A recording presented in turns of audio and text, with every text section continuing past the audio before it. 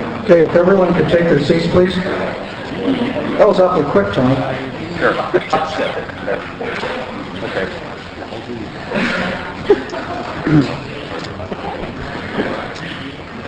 Okay, I'll call the 2015 planning session meeting to order. May we have the roll call, please? The record will reflect that Councilmember Muldoon is currently not in attendance. All right. I'd like to welcome everyone to our 2015 goal-setting session. This is my 10th year doing this since I've been on the City Council, and every year it's a little bit different. The structure is always shaped by circumstances and personalities that really emanate from the fact that we're an evolving and active city. We've had it in the library, we've had it at Oasis, and we're now here in our community room in our new Civic Center.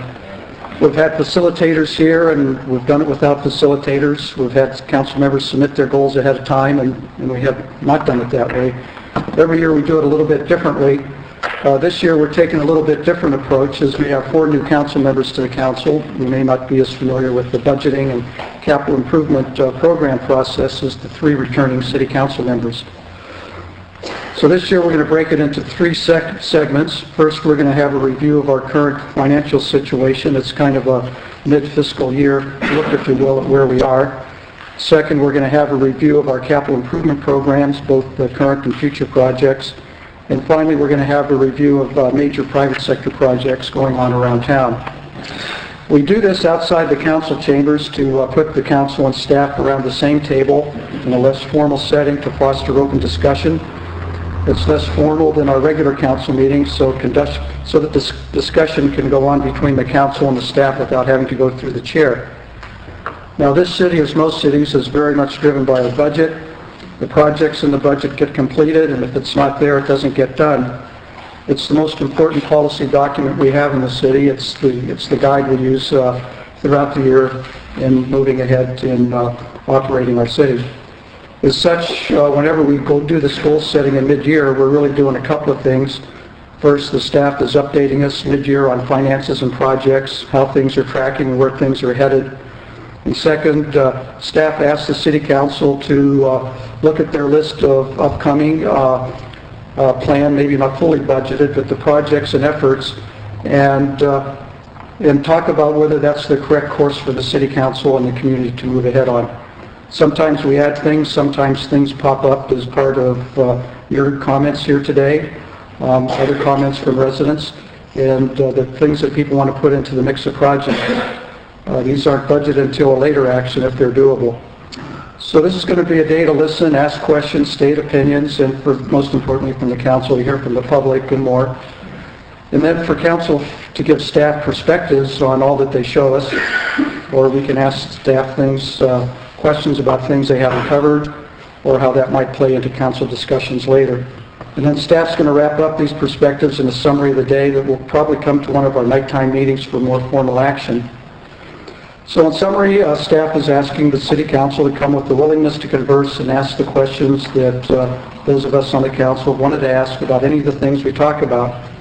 And I would add that the agenda is loose enough that just about any city issue can be addressed. So with that, I'm going to turn it over to our city manager, and we'll start with the agenda. Thank you, Mr. Mayor, and council members and members of the public and staff. Thanks for attending, Mr. Mayor. Dan Matashevitz is going to start us off. Dan's our finance director. We're going to give, as the mayor said, a financial update. We're now in mid-year. We're actually a little past mid-year of our budget. So with that, Dan. Thank you, Dave. Thank you, Dave. We'll get right into it. This is a timing session, so if you have questions along the way, feel free to jump in. Last year,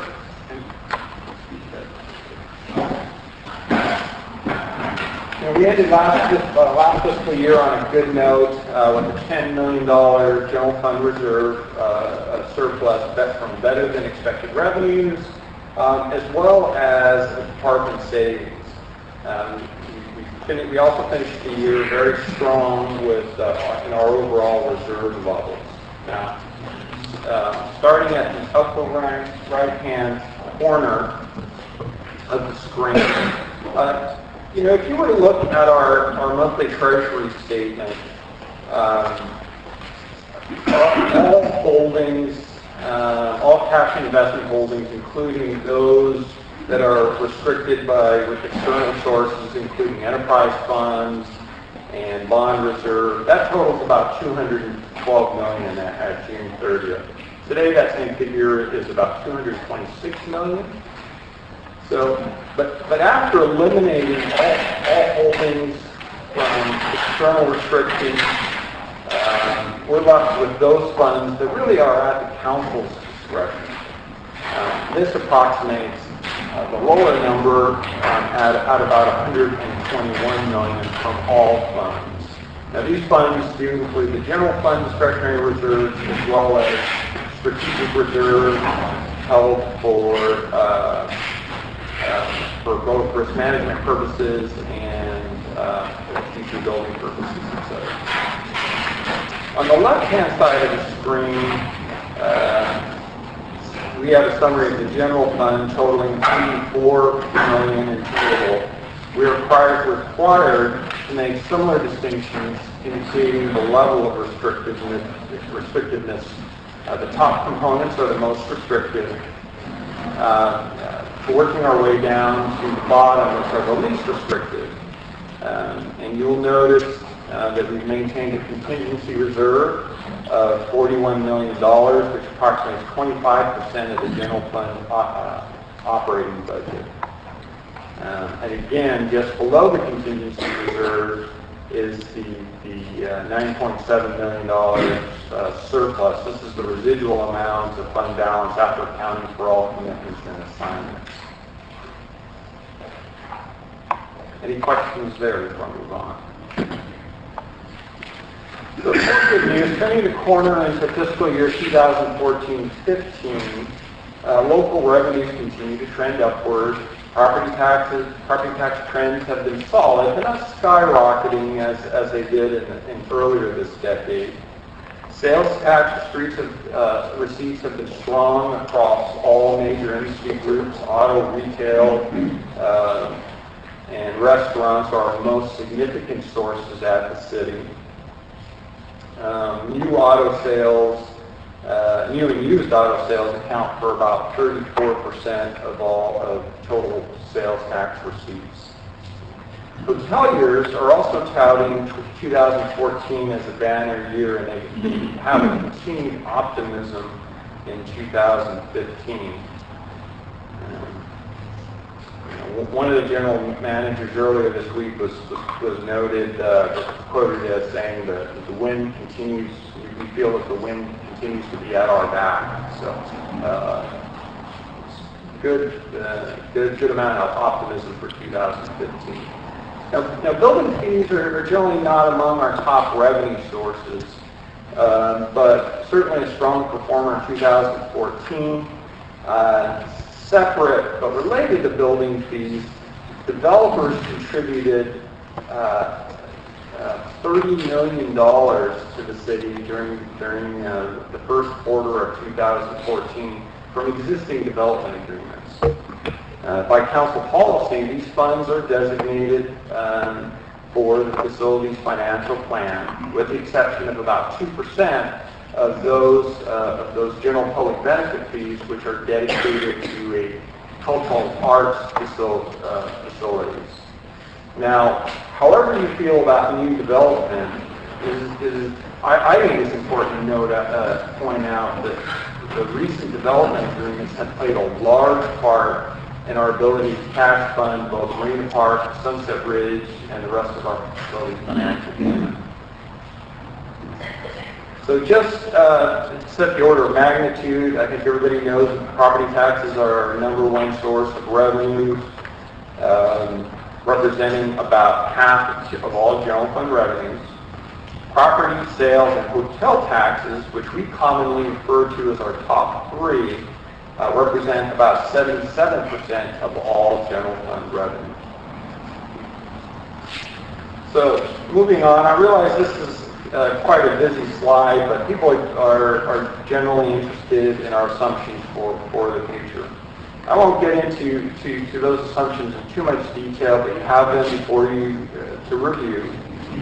Walking through the columns, the first column is our revised revenue estimate for 14-15, and you'll notice the second column shows the projected variance from our original budget, and 15-16 is our preliminary estimate of fiscal year 15-16, and the projected change during that period, and these are, you can see, these are assumptions for the year.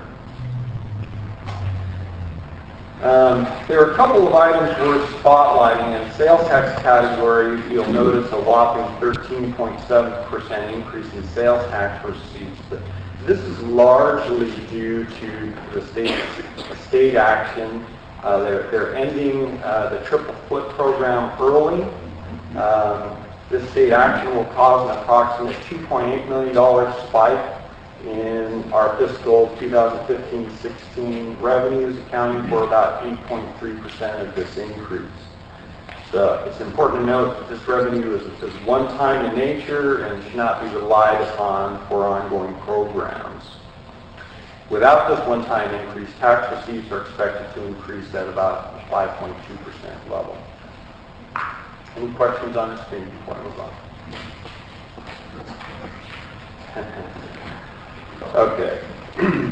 So, and Mr. Piotr asked, what is the triple flip? This is a state action that occurred in March of 2004, where voters approved the California Economic and Recovery Act, Proposition 57, authorizing about $15 million of bond issuance to mitigate the operating fund of the state.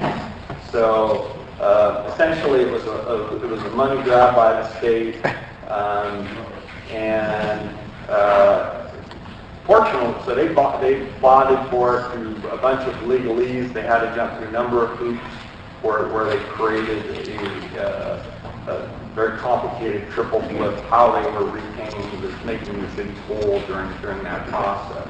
They're ending that. Well, in the beginning of the program, there was a tax delay when we received the first back bill, and now as they're ending the program early, they're expected to go to bond in July, and we're expected to receive that first delayed payment in addition to our normal 15-16 receipts, and large end to that program.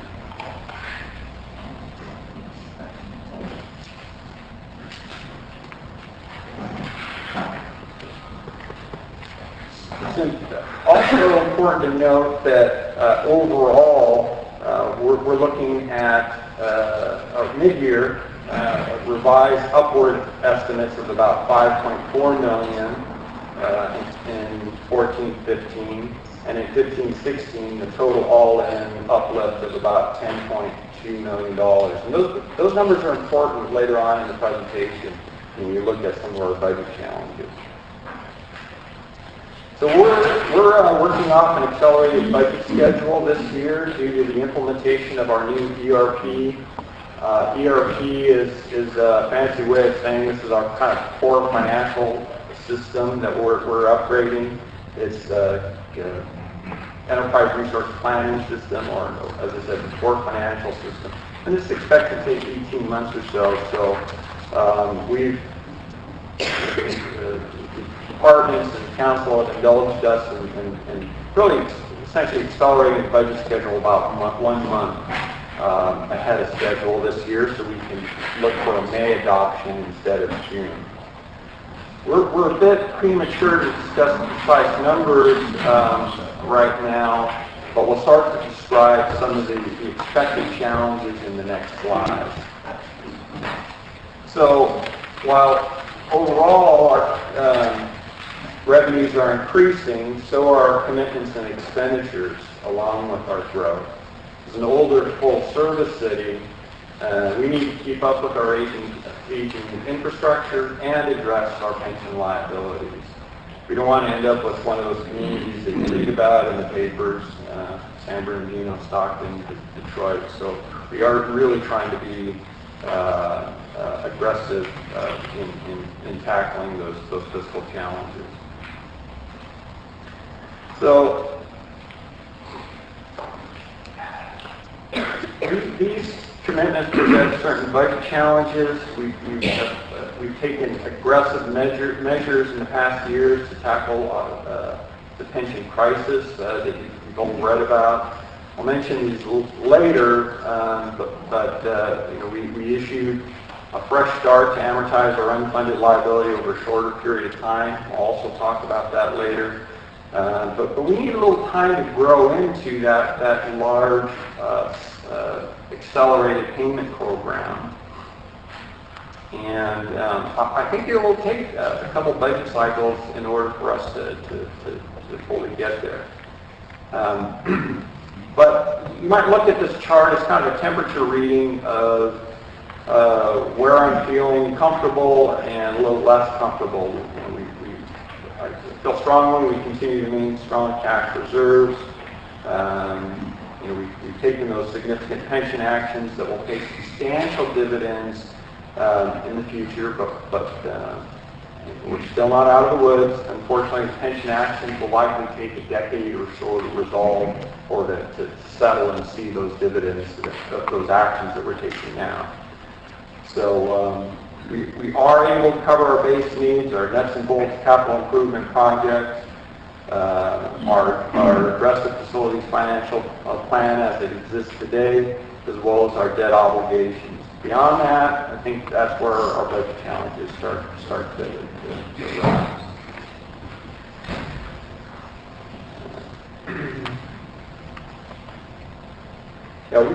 We just don't expect to have the discretion we used to take on the new initiatives in the next few budget cycles. So let's talk about the primary reason.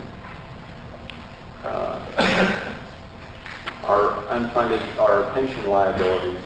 And by the way, a quick recap, since some of this may be new to you, in 2007, the Newport pension plans were 99.7% funded, with an unfunded liability of only $1.7 million in 2017. 2007, sorry. In 2007, I did. Then stuff happened. There was the 2008 market crash and Great Recession, driving pension assets downward. You can see the precipitous decline in pension assets during this time. All the while, the pension liabilities were increasing as scheduled. People are living longer in retirement. This is a good thing, but it's also a costly one. Change in the actuarial rate assumptions, changing the rate smoothing policy was a big change for the current fiscal year. That added about an $80 million unfunded liability in this 1 year alone. So in 2012, we believe our unfunded liability peaked at 275. Now that's our best guess. We think we're hopefully turning a corner. As of our 2013 evaluation, unfunded liability now stands at $257 million, and I expect it to decline this year for two very good reasons. They had positive investment returns for 2014 of 18.4%. That's well and above their expected return. This will help further close the gap, but it will be partially offset by further actuarial assumptions. So we'll see improvement, but not as much as we would have if the actuarial assumptions were changing each year. Yes.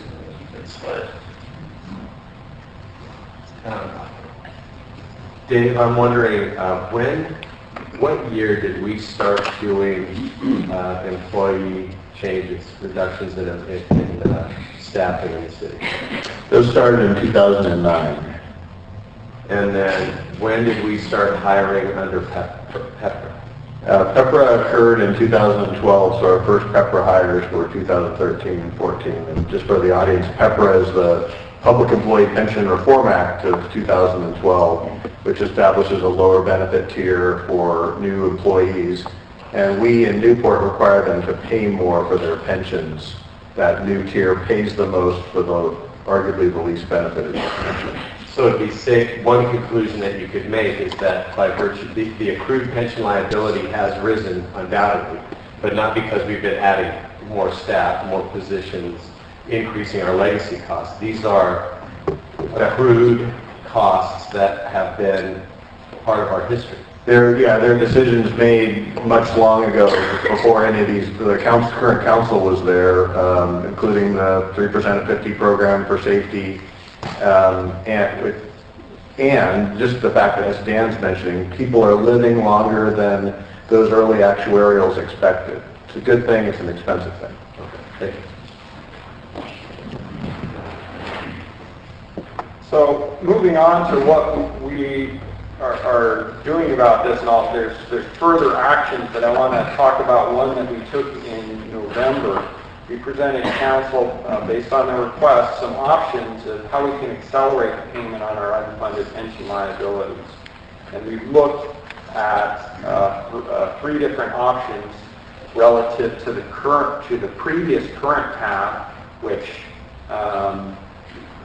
would have extended out to 2045. So there we go. So we chose the 19-year option, and in doing so, I briefly mentioned this $80 million actuarial change that was phased into our valuation. Now, typically PERS ramps that up over 5 years, and during that time, we incur a significant amount of negative amortization during that time, in which they charge interest.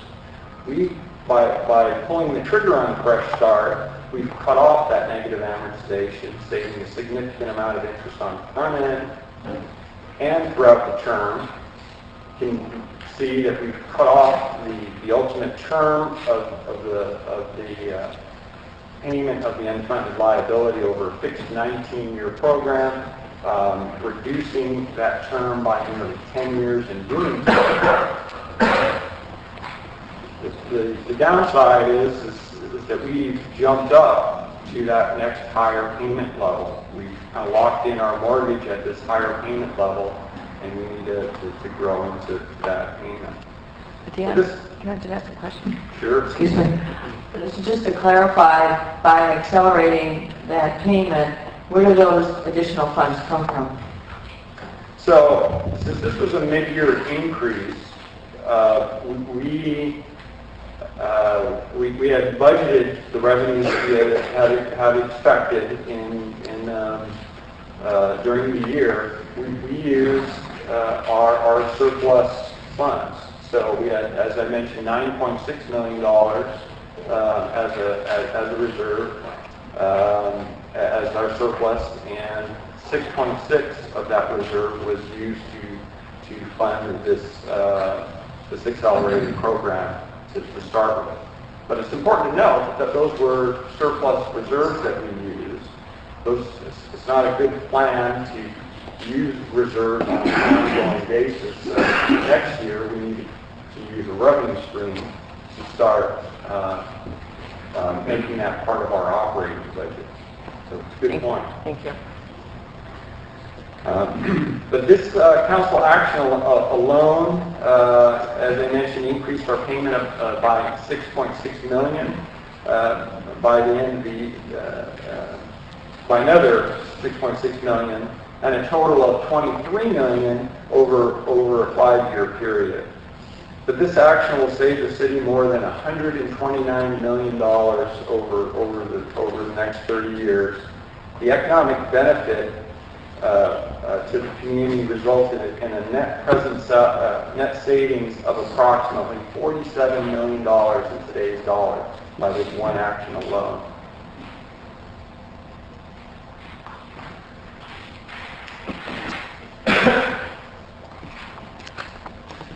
So as Diane mentioned, since we're using reserves, it's not a sustainable option. The pension mortgage payment creates a substantial budget hurdle in this next year, likely crowding out some very worthy budgetary needs and other discretionary spending.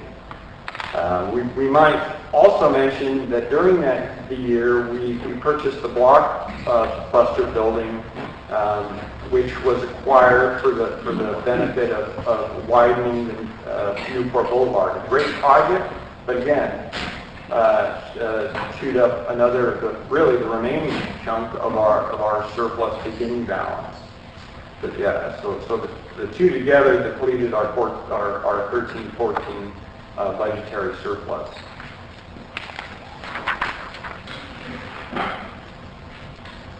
So this is another busy chart highlighted in red. I wanted to identify the payment that we were making on our unfunded liability at the beginning of fiscal year 2014. Previously pledged to pay about $1 million towards extra in addition to our required payment. We did the fresh start, which increased it $6.6 million. So we've increased our payment on our unfunded liability total of $7.6 million. So that's increasing to $20.4 million, 15 increasing to $23.6 million for a cumulative increase of $10.8 million. And again, since we used reserves to fund that initial cumulative increase, this is one of our budget hurdles for next fiscal year. We had already talked about a revenue uplift being in the 10.2 range as currently projected.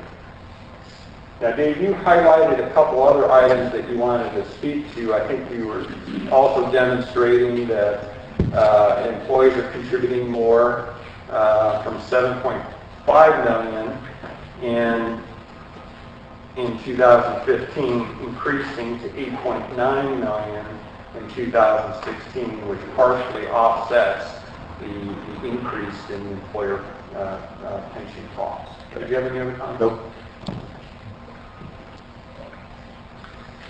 So as noted in the previous slide, employee share is increasing. Share of pension costs are growing. Employee and employer share the employer share is decreasing under both measures as well. Dan, can I take more of this slide for you? Sure. So this is something that I think is important for the community to realize, and Mr. Petros talked about the PEPRA Reform Act of 2012, and what PEPRA said was local agencies, including ours, by 2017 should be at 50%. The employees should be paying 50% of the normal pension cost. That's the pension cost outside of the unfunded liability, the pension cost that individual employees are incurring. So our employees are there already. It's 2015, and we got there about three years early. We're at 51% going to 58%. So the employees are paying a significant amount of that normal cost. Now, the employees are also paying some of the total pension costs, including the unfunded liability, but it's not near 50%. It's going from 21% to 23%. So you can kind of see from this slide what a burden the unfunded liability is on the city as well as the employees. You could negotiate an agreement that said the employees need to get to 50% of the total pension cost, not just the normal cost. And what you do is the employees would all take a 25% pay cut, and we would lose a lot of good people because the agencies around us are not doing this yet. And I don't know, to me the answer is the previous slide where we should spend more of the city dollars to address that, also reform the years going forward, but it's just kind of a thing you're going to see other cities wrestle with here, is how high should the employee contribution go when it includes that unfunded liability. Thank you, Dave. You stole my thunder. Moving on to the next slide, this is kind of a synopsis of some of the recent actions we've taken, just as a reminder. They're on the screen. I don't usually like to review them, but they're important. Or read them. We did implement a second tier. We have a new lower PEPRA tier. We've eliminated employer-paid member contributions. Employees are paying more towards their pension. We've reduced the number of employees by nearly 100. And then we've also opted to accelerate our pension payment. And as I said, we're expected to save. I think this number will exceed $130 million over the next fiscal year because we actually started this program 1 year earlier than we originally anticipated. So the FFP is another part, I think a critical part of the city's financial plan. The FFP is one of many long-range funding financial models that we use to plan for long-term costs. Dave Webb will tell you more about the projects contemplated in this plan in his presentation. But here on the slide you can see how the slides are funded and how they're governed. Now I want to make it clear that this plan is currently funded by the budget as currently contemplated. But it's still important for you to review these projects in the plan to make sure they're in line with community goals as you understand them. So please take the time to review the projects in the facility maintenance plan or facility financial plan. Please feel free to reach out to me if you have any questions about planning, about how the planning tool works for us. Remember, it's a planning tool. It's a living document that we update regularly. Call one of the days if you have questions about the project. So I'm going to turn over the takeaways to Dave. So just wrapping up this part of the presentation, this is how I look at it. The city is in good shape. Our revenues are strong. We've made a lot of progress on pensions. The debt's under control. The FFP projects are funded. We have the nuts and bolts CIP funded as well as base operations. So base operations, that's the police department, the fire department, the libraries, parks and rec, those are funded. But what the council did, again, a good thing, to speed up our pension amortization and pay more now, was it limited flexibility from here. And the city and the council in previous years has had some significant flexibility with fund balance at the end of the year to do special things with, and that's been a good thing. But we're entering this new era where we're more constrained. So I'm calling it, I need a better name for this, but the era of limited flexibility. So with the above funded, there isn't much room for other things, including projects that are not identified in that financing plan that Dan talked about, and significant additions to operational costs. But there's a big unless here, and I want to respect the council's opinion about this and the council's approach. If there is offsetting revenue for some things, and I give the example of, say, Marina Park, if we're doing more programming there and we charge the cost of the programming, arguably we can accommodate the cost of staffing that facility. Or finding ways to be more efficient, offsetting expenditure reductions, that helps us too. You could also potentially swap out projects on the FFP. Or my brain goes to, if you can advance the next slide, Dan. Just really, the budget approach should be focusing on what we have underway and budgeted, and then prioritize those things that are not budgeted, and then you could implement those when funds allow, when our comfort level is stronger, like an end of the year surplus, and kind of tick them off one by one. And of course, it really is very helpful for me as a city manager and our staff. If you have ideas for expenditure reductions or directions on things like that you'd like us to look at, it's a great time to talk about that and propose that. So with that, Dan and I will conclude and welcome your comments and questions. Okay, now's the time for additional questions from council. Any further questions? I have one, Dave. Where did the revenue from the road and track building go? We talked about that 9.6 million surplus, but that wasn't necessarily an anticipated revenue source when we adopted the budget. If I can take that one, it was paid out of it was initially purchased out of the facilities finance program, and so the revenues went back into the facilities financial. Okay. So it just got recycled back into where we took it out of when we purchased the property. Correct, including the property.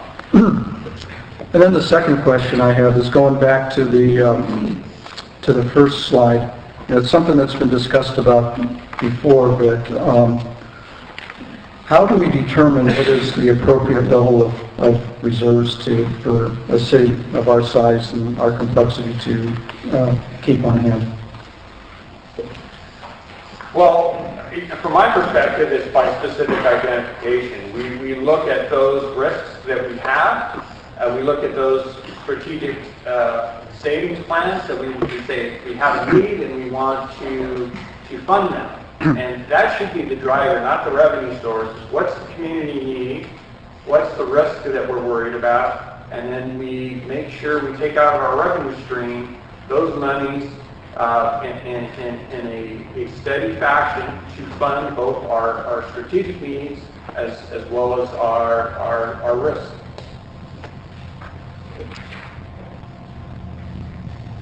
So in other words, it's not a static percentage of the general fund or something like that. It's something that can change from time to time depending on how the factors that you just mentioned may go up or down over the years. Absolutely. Okay, thank you. You want to say something, Dave? Yep. Okay, any other questions? I was just going to ask, can you hear me now? Can you hear? Okay. To be clear, going forward, the city has enjoyed the contribution of development funds, development agreement funds that have, as you mentioned, funded many of our parks and facilities. Going forward, can you characterize over the next several years how that will change? Because the level of development perhaps is changing in the community.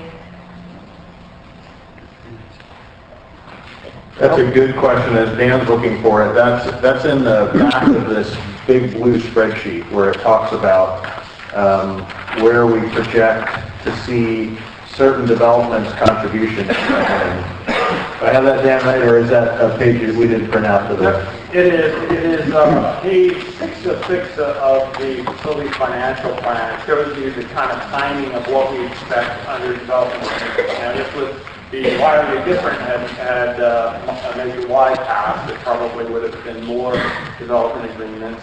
But the ones that are sort of on our radar are laid out on pages 5 and 6. Dan, we may not all have 5 and 6 on our document. Sorry, I didn't print all of it. Okay. I'll be repeating. Let's make sure we put that up on the website to answer everyone's questions. There's a projection in the back of the FFP that links estimated time of arrival of a developer fee to how that fits into the whole plan. So we'll make sure we get everybody a copy of that. Okay. Good. I have that with me if you ever want to move back to that. Yeah, if anyone wants to look over Dan's shoulder. But to that point, Dave, the commitment of developer fees goes out to known development agreements that we have, which have a term of, 10, 15 years, something like that. Yet our FFP, I see, has schedules going out to 2060. So we're saying that of all the revenues we know that are available, that we may collect over a period of time, a decade or more, we can cover the cost of planned improvements out to 2040. That's right. Now, to add to that, Mr. Petros, all the while we are also making general fund contributions. And the idea of the plan is between the developer contributions and the regular general fund contributions that we are making today, that plan will be fully self-sufficient, so we will be able to replace our critical facilities on a perpetual basis. And that's the basis of the master plan. Looking at the agreements that we have in place, Aside from the 30 million that we received in the first quarter, it looks to me that the total public benefit fees expected range in a total of about $130 million over the life of the facility plan. Now, those are the development agreements that we have today. Yeah, I just want to underscore the notion, though, that the FFP is not an annualized or a short-range planning tool. It is the universe of efforts that we would like to do in the city, and we can pay for all that we have planned with all of the revenue sources that we know now. That's right. Good, thank you. Question. I see on the FFP, a lot of different things, but are the utilities, like I know sanitary districts do a wonderful job on PGH. We, I'm sure, have our own facilities, though, that are in need of replacement, that are major facilities. Are they also on the FFP? Mr. Pieter, Dave Webb will talk about that. The short answer is no. They're addressed in another plan, and that those are, we'll have a sewer plant master plan, a wastewater master, same thing, wastewater master plan, a water master plan, and what you'll hear Dave talk about those. What we wanted to do with the FFP was mirror those 7 plans with something just for our facilities. So you're seeing one of, I think, 8 different plans, maybe more than that, that the city uses to manage its facilities. All the other plans are funded as well. But in our reserves that we're calculating, our restricted and unrestricted, our utility reserves, replacements, Dan was just showing you the general fund reserve. So our water and our wastewater funds are outside of the general fund. They're in the total of all funds reserves.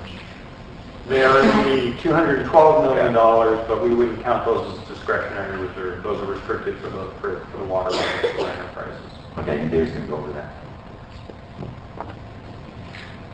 He will go over the program. I'm not sure he'll go over the reserves today. I don't think that was planned. All right, thanks.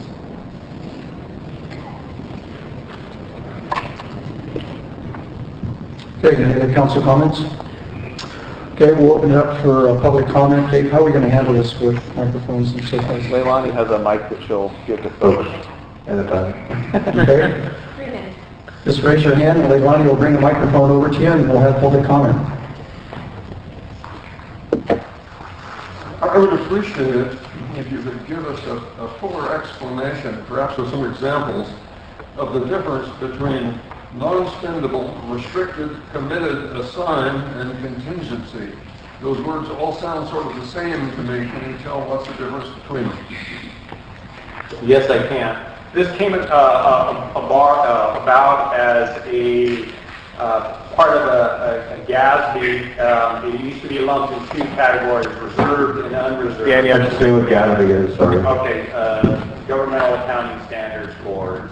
They saw that finance directors sort of just lumped 2 big buckets, and you really didn't know how restricted these items were, so that they provided a little bit more parameters. Non-spendable are really those items that are perhaps an inventory purchase that's not spendable, a long-term receivable that is indeed an asset to the city, but it's not available to fund current resources. So those aren't spendable. If it's restricted, that means an external party. This is restricted by an external party. Council cannot change this restriction.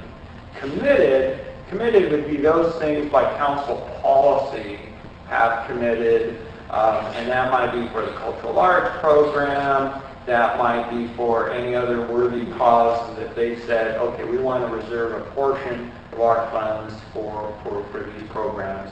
Assigned would be those things assigned from the city manager. And this year, I took the liberty, we actually reduced the amount of council, took some things that were legacy programs. This is the kind of residual balance of some of these recreation reserves that we'll need to, for example, replace the sailboats at Marina Park.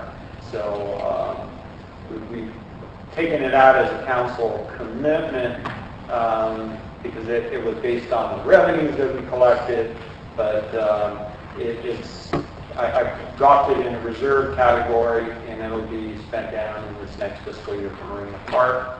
The contingency and surplus, really unassigned, contingency has some parameters around it, but we want to show to the rating agencies that really those are really, we don't even have to go to council in the event of a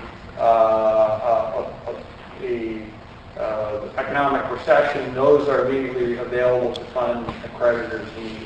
So we dropped that down, the contingency and surplus down into this lower category.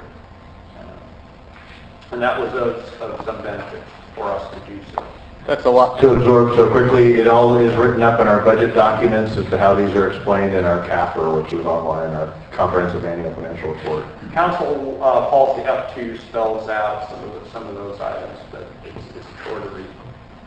Feel free to give me a call when you want to get into it further. Okay, other comments?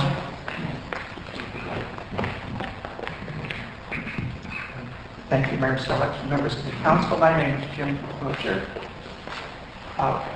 One of the earlier slides, I think it was the fourth one, we saw the property tax as a major revenue source for the city of Newport Beach. I know many people are curious what fraction of that comes from residential property taxes versus what fraction is from commercial. And I'm wondering if that statistic is disclosed to us in our comprehensive annual financial report. Regarding the employee costs and benefits, I'm also curious what may be the current status of the compensation study that the public understood was one of the council's goals set in its rethinking of city government priorities a year ago. Regarding the facilities finance plan, which I think somewhat confusingly for the audience is this document that's been talked about but not explained or introduced. My understanding of it is it's a plan showing in theory how a certain menu of options could be financed if those options were chosen, but it's not a commitment to that menu of options. And I think the new council members should realize it's totally flexible what would be financed using a plan like this. At least that's my understanding of it. And the second is a more general comment. We heard, I think, the mayor say that we're here for some goal and priority setting. I just wanted to say that the only mention of goals and priorities I can find in this agenda is in the boilerplate at the bottom of the first page, where it says it's the city's goal to comply with the American Disabilities Act, and where it says there's a 3-minute comment on community participation in this priority setting meeting, which is actually boilerplate left over from an earlier agenda where there actually was an item where the council and the public were told that there was going to be priority and goal setting. If it is a goal setting session, I would like to ask if the new council or the old members have seen a written list of priorities and suggestions, recommendations for the goals of this city from our Parks, Beaches, and Recreation Commission, from our Library Board, from our Arts Commission, from our Planning Commission, or from your own Finance Committee or Water Quality Committee. I'd really be curious to know what your ideas are for our priorities as to how we spend our money in the coming year. Thank you. Dave, can I go ahead and address 1 and 3? Sure, Dan. Sure. So property taxes are 80% of it is driven by residential property. With the remaining, I think 14% is commercial, and the remaining are smaller components. But regarding the FFP, certainly council has the ability to welcome the projects we choose to do are those that council directs both the scope and the timing of those projects. The class and comp study too, the compensation part, we put that on hold. We wanted to talk with the new council about that as the new council gets more grounded in these very complex things. So the classifications are all complete. That means what we did in a nutshell was we used to have our employees, we had about 250 different classifications for people's job titles. And we winnowed those down into about 70 or 80 as a result of that study. And what that allows us to do is provide more comparability between similar positions. I know I'm getting very arcane here, but that's what that did. As well as it allows us to compare ourselves to other cities and even the private sector when we're doing studies to see whether or not our compensations are set correctly. Okay. Next question. Lee, back, lane line.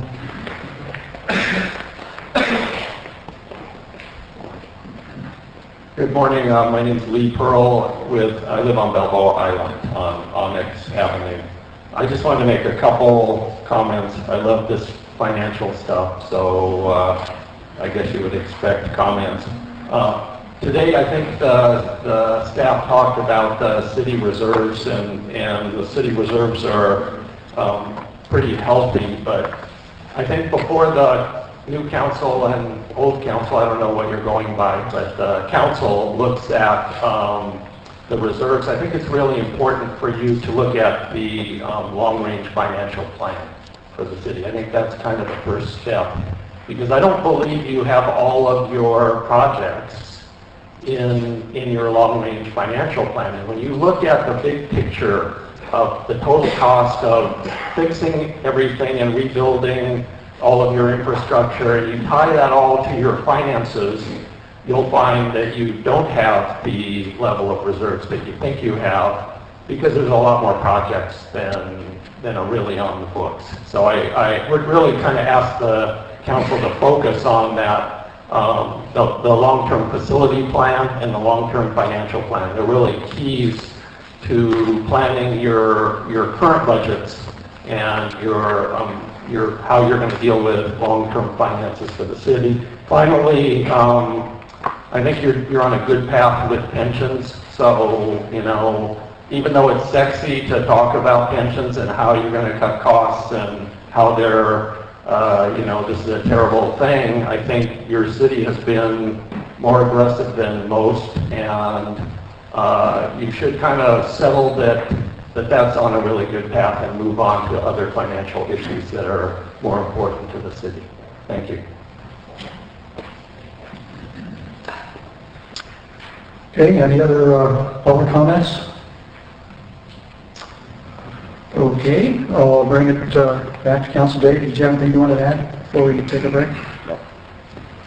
Okay, well, we're running a little bit ahead of schedule, so we're going to take a 10-minute break and we'll reconvene at 10 a.m.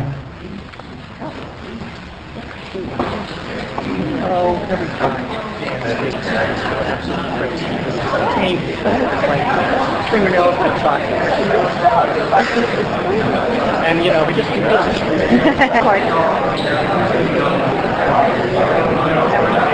If everyone could take their seats, please.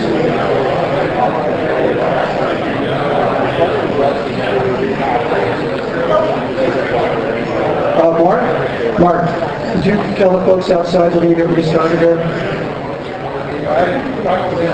I need a gavel. Unless you like it.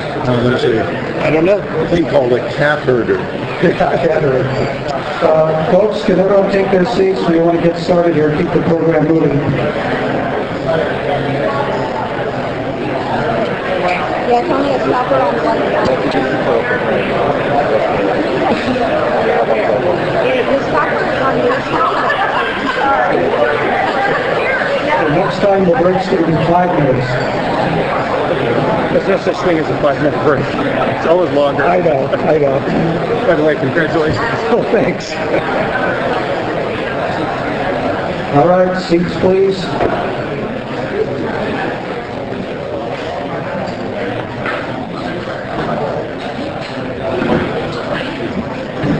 So Dave's going to be on hyperspeed compared to Dan. Oh, I know.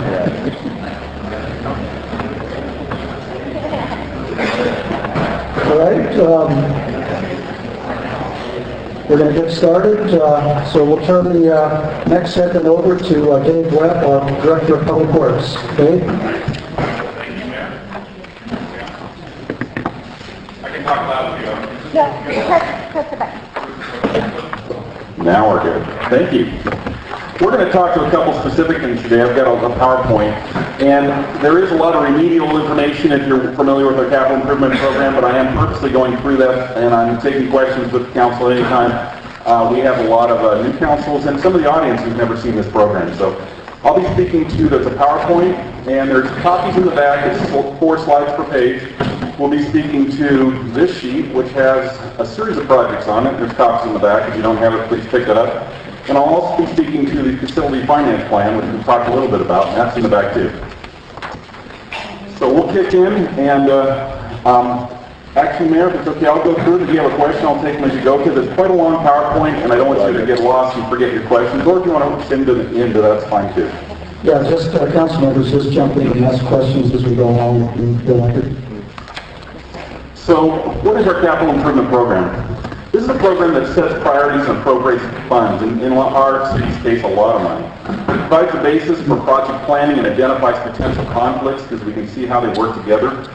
It develops and constructs identified public projects and improvements, addresses significant maintenance issues, and the neat thing is it responds to changing priorities, conditions. It's flexible.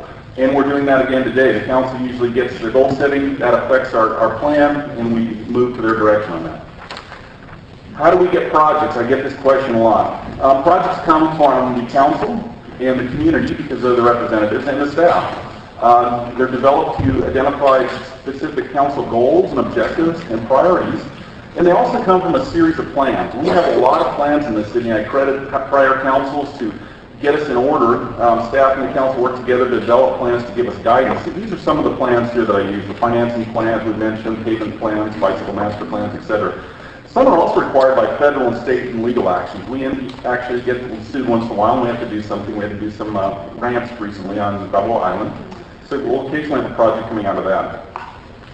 Now, we're working on council goals right now, and these are the prior goals that I still think is current until this council reviews and gives us direction on what they want to do. Our prior council goals that we've been working under are neighborhood revitalization.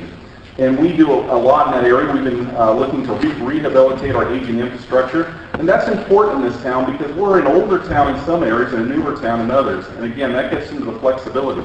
We have areas of the peninsula, Balboa Island, Corona Del Mar that are dating back to the 20s. You walk down the sidewalk and you see a stamp from 1920. Other areas built in the 50s, like Newport Heights and the Mariners areas. And then we've got Newport Coast, which is built a lot newer. They all have different needs, but we're an aging city compared to the cities around us like Irvine and South County, which are more 80s and 90s cities. So we do have some special needs. Rehabilitating and replace that existing infrastructure is one of our goals. And installing and improving new landscaping has been a goal, encouraging private development. Sometimes our infrastructure and our improvements can actually encourage private people to upgrade their facilities. Building and improving our parks and recreation, that's been a big push and a need. And also, we just talked with the council meeting recently, undergrounding overhead utilities has been a big push for the city. Again, from our age of construction, that's where it comes to. One of our other prior goals that we've been looking at is improving our vehicle and our bicycle and our pedestrian flows and our safety through the city. You've seen a lot about that. The last one you saw, the big item was basically coming up with a bicycle master plan. We had a whole committee that Councilman Petros ran through, started with Councilman Gardner way before that. And we ended up with a master plan that council adopted. It had all kinds of projects and programs in there that we're going to be using for the next 20 years to improve that. We also are just at the tail end of modernizing and synchronizing our entire signal system. We have 119 signals, actually 122, with some other smaller signals. That's a lot of signals to take care of. They were aged, they weren't talking to each other, so we've been installing fiber optics and letting them work together and getting a better traffic flow out of them.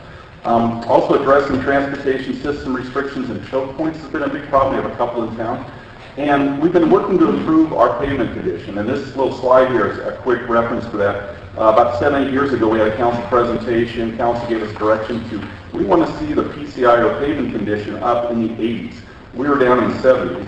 So we've been working diligently, and you can see how it's kind of moved up, and we're currently, overall, we're about 80, 81. We still have a little work on the residential side, so we're working towards that. The other big priority that we've been working under is the Tidelands area. And council wanted to improve the boating and visitor support facilities. That's some of those things you see, like we recently had a dinghy racks proposal. Well, Chris Miller worked on that, put restrooms in and dinghy racks to help support that. Marina Park's coming online, and in Marina Park is a lot of facilities that will support the mooring boats and other boating facilities. We're looking to repair and maintain our beaches. You've probably seen some of our sand programs around, some of our seawall programs. So we're doing that. Harbor dredging was a big one. Now we need to do some spot dredging, but the big stuff's taken care of. And with that, we also developed a 5-year Tidelands capital plan. And if you've been coming to the Tidelands meetings, which some of the new council members will be on that, you'll see that plan. That's one of those master plans that's been guiding us.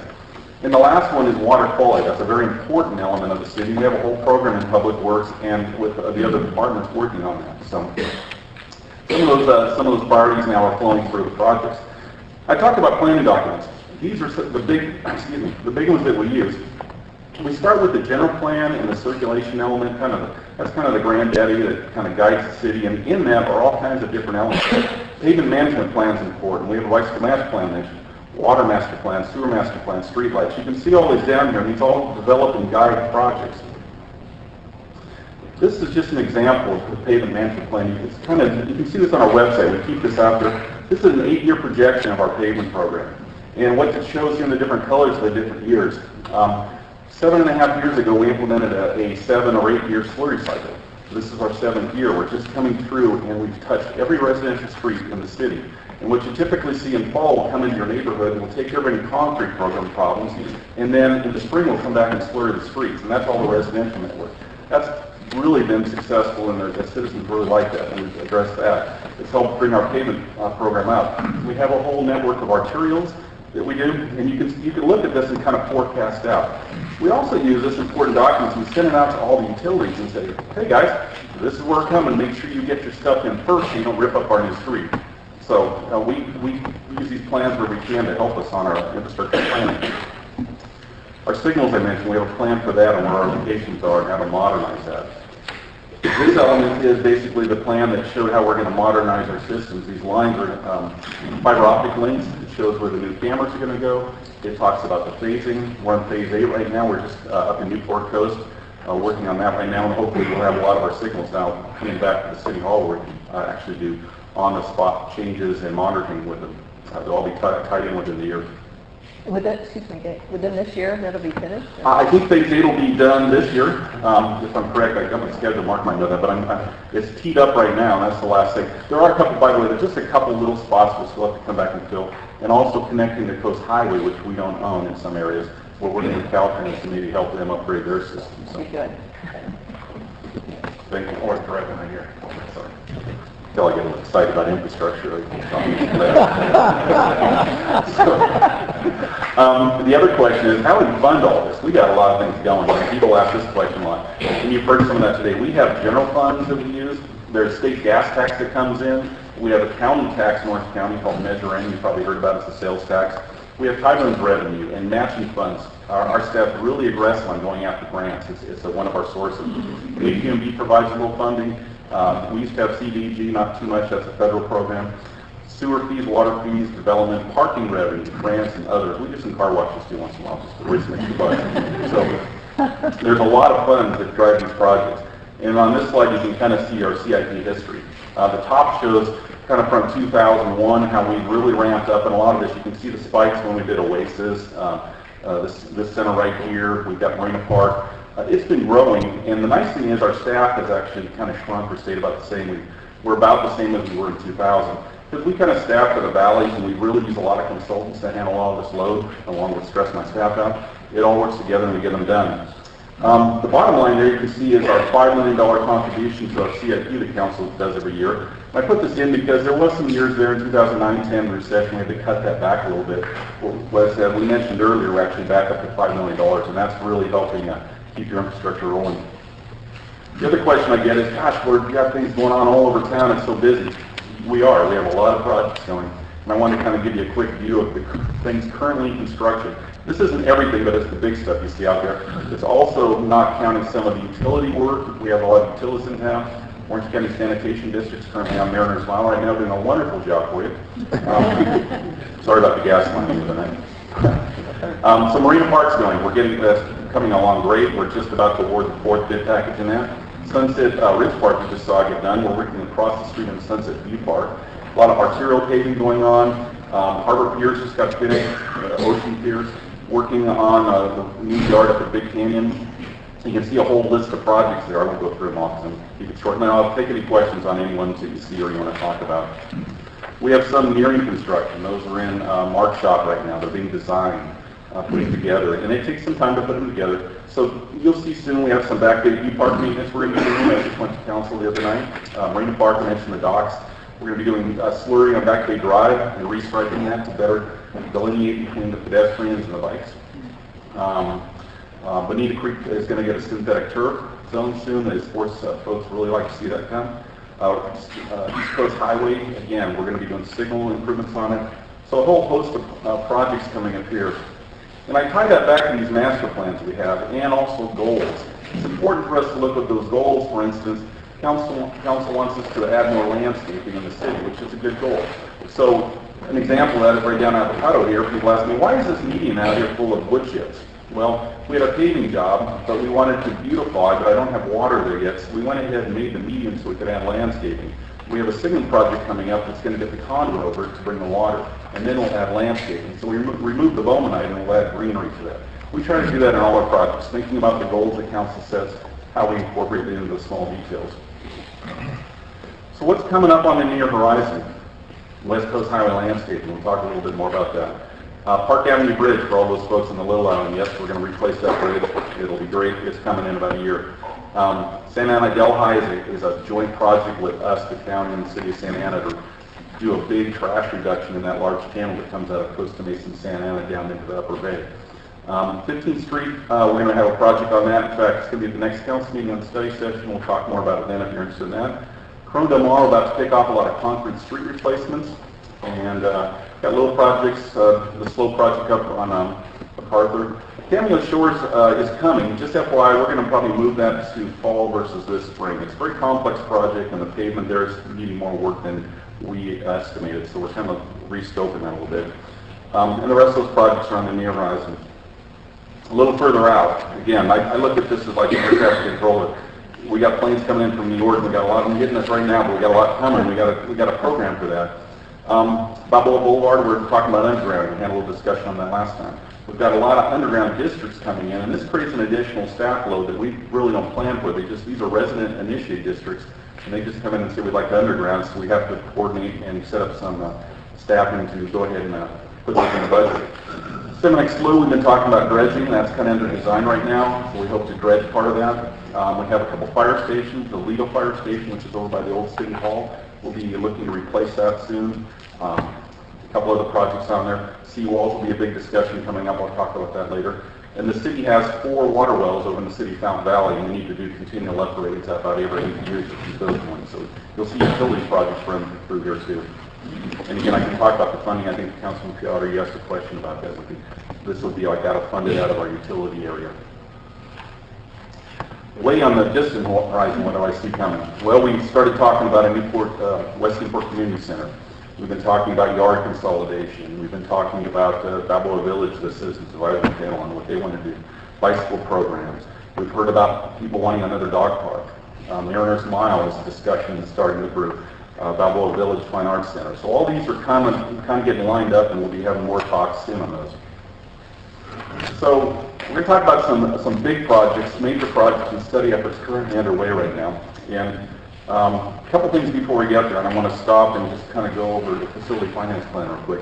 And I did only print the first 4 sheets of this. This is a key plan. You want to look at this, and we'll be referencing this once in a while. This is us feeding into the council and the subcommittee and the finance committee that looks at this. Over the years, they put together the project list, which is on your second page there. And this kind of highlights all the major facilities. It was really about buildings and large parks and things like that need to be replaced. It's a great plan because then we started kind of looking at the cash flow and how we're going to deliver these projects. You can see there's a fire engine ones there. You've got libraries, you've got rec centers. So we tried to incorporate all this, and then the financial folks Dan just mentioned, they work it out and look at how we're going to fund it. We look at the year's program, kind of when we think we can get to it. So we're going to talk a little bit about this, but this is a document where some of the projects are coming from, and we'll talk about those later.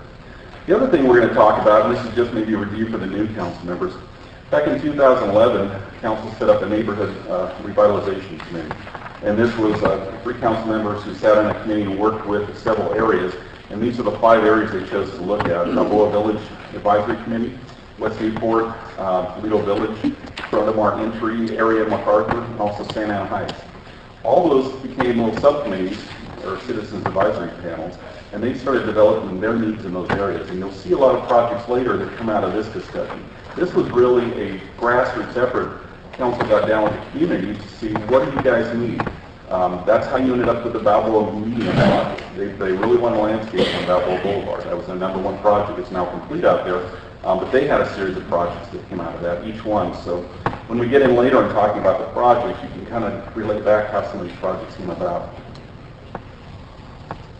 Again, this is the plan I just showed you, list of projects, just so you can have reference. So then the next sheet I want to show you, and you all have one of these in front of you. I thought maybe the best way to do this is to give you kind of an overview of the projects that we're going to be talking about further. These are all projects that are kind of in the works at different stages, and we need your input and direction, particularly as we have a new council. And we want to make sure we're sharing your concerns and what you're representing in the community, and we're going down the right direction. So this is kind of a summary sheet. It has the projects on there. It has kind of where we are in the current cost estimate, kind of the current stage during the construction. You can see how much we've invested to date on these projects, and we've kind of projected what kind of money we think we'll need to do that, and the funding source.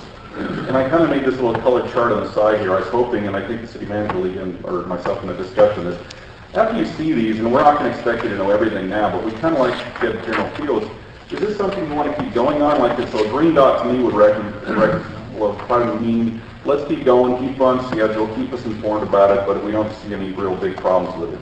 Yellow might be something that we need more information, we need more study sessions, we want some more information before we make a decision on this.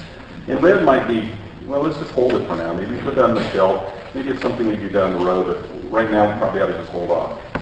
So keep that in mind as we go, and I'll show this again at the end so you can kind of have a discussion on it. But I'm going to kick in and start going through some of these projects, and we can talk a little more in detail about it. So first off, we have the West Newport project that came out of the cap over there. This is West Coast Highway Landscape. We've been working on this. This is the second priority of the Balboa Village Citizens Advisory Panel. And they wanted to basically upgrade and enhance the landscaping on West Coast Highway from the Santa Ana River all the way down to Newport Boulevard. And I know it's landscaped there now, and Hope's done some work, and there's been something done, I think, in the 70s that added some landscaping in the center. This really takes it to the next level. This project is probably about $4 million. We've invested about $400,000 a day, and we're currently 60% designed in this. We're working with a consultant, we're working with the state to do this, so we're going to look to see what you want to do on this. We need about another $3.5 million, and that'll probably be general fund, is what it's kind of slated for right now, but we'll need your direction on this. Another project, I'm sorry. Do we have on the West Coast Highway, do we have a projected year as far as when we feel that we can actually start construction? Tentatively, we put the design money in this year, and as some of you know, we've been designing this. Our goal would be to add this in next year's CIP and fund it and build it next year. Or we could do that earlier, but the problem, we probably in this June, we'd appropriate the money and we get going right away on it. So, but it hasn't been programmed for construction yet. It's just the design. Another project we've been talking a lot about, some of the folks in the room have talked to me extensively about, is our Balboa Island Seawall project. And again, this project stems from a 2011 report we did on the seawalls. And the big thing we found was the seawalls are approaching, they're 80 years old, approaching 100 years old. Some of them have 10 years of life left, some maybe 25. But what we're really looking at, we're concerned about the structural integrity of these walls. So we started and spent a lot of time under the mayor's guidance through the Tidelands Committee, and we spent about 2.5 years discussing this, kind of getting information, getting educated about it, and we're closing in on where we think we need to be. But we also had a discussion about if we're going to rebuild these walls because they're structurally deficient and we need to take care of that, should we put them up at a different height? So a lot of the discussion you've heard in the communities, well, how high are we going to go in these walls? Well, a lot of discussion, and I won't get into it here, but come to the Tidelands Committee meeting and you'll hear more about it. That one's hot and heavy right now. It could be about a $20 million project up to 70. The 20 is on the lower end of what we think we can do to get us for another 25 years. The 70 was a number we said, what's it cost to replace all the walls? It's a big dollar. We've got about $200,000 into it. We haven't really settled on exactly where and how much we're going to fund yet, so we need some direction. That'll probably come to the Tidelands Committee so we can budget that in the next year.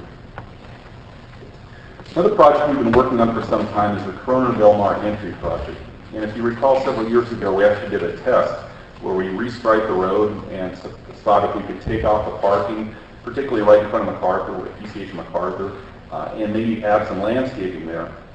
And we found out we could. We could remove the parking and we could actually put some landscaping in that area and still make the capacity work through the intersection. We've got $56,000 into this project. This is actually sponsored by the CDM bid, and they've paid for the design of this. And we're now teed up that the plans are 60-70% complete, and we're ready to fund the construction. So we'll need to talk about how we fund the construction. Last year, the council decided to call it as a contribution, which would be they're looking for a fund or a grant or something to construct it, but we have no general fund program. And that's how it sits in the budget. We wanted to look at some parking issues. I think we're close on the parking, but we've given a nod. Former council member Gardner worked with us with the community behind it and the businesses, and both the businesses and the community are on board with it now. So now we need to figure out how we're going to fund the construction if the council chooses to go forward with this project. Seminole Slough dredging is on the other side of town. Seminole Slough, if you're familiar with Captain's Restaurant, West Newport and Port Shores, is right back there. The Army Corps of Engineers just recently did their portion, which is kind of behind the homes back there, the federal portion. This is the city portion of the slough. And our desire is to take out some of the built-up sediments in here. The project's going to cost about $1 million, probably funded out of Tidelands. We're in the design phase right now. We spent about $240,000 on it. We need about $750,000. So again, we program it this year to go ahead and put the design money. Actually, I'm sorry, this is already in the budget at $1 million. So we're just moving forward. It's a project that's kind of going forward, but if you choose, you want to slow something down or not, but it's already funded and it's moving forward right now. I'm not going to talk too much about 15th Street other than it's going to be a council study session at the next meeting on the 10th. This is a project that kind of came out of the Citizens Advisory Panel for Newport Boulevard, Balboa Boulevard, that wanted to add some landscaping, beautify the peninsula. It's a very older part of town. It also came out of our pavement management plan that said we need to replace the pavement. You know, it's that bottom picture there, if you've been out there, it's a concrete area that was poured in 1920. It's pretty cracked up.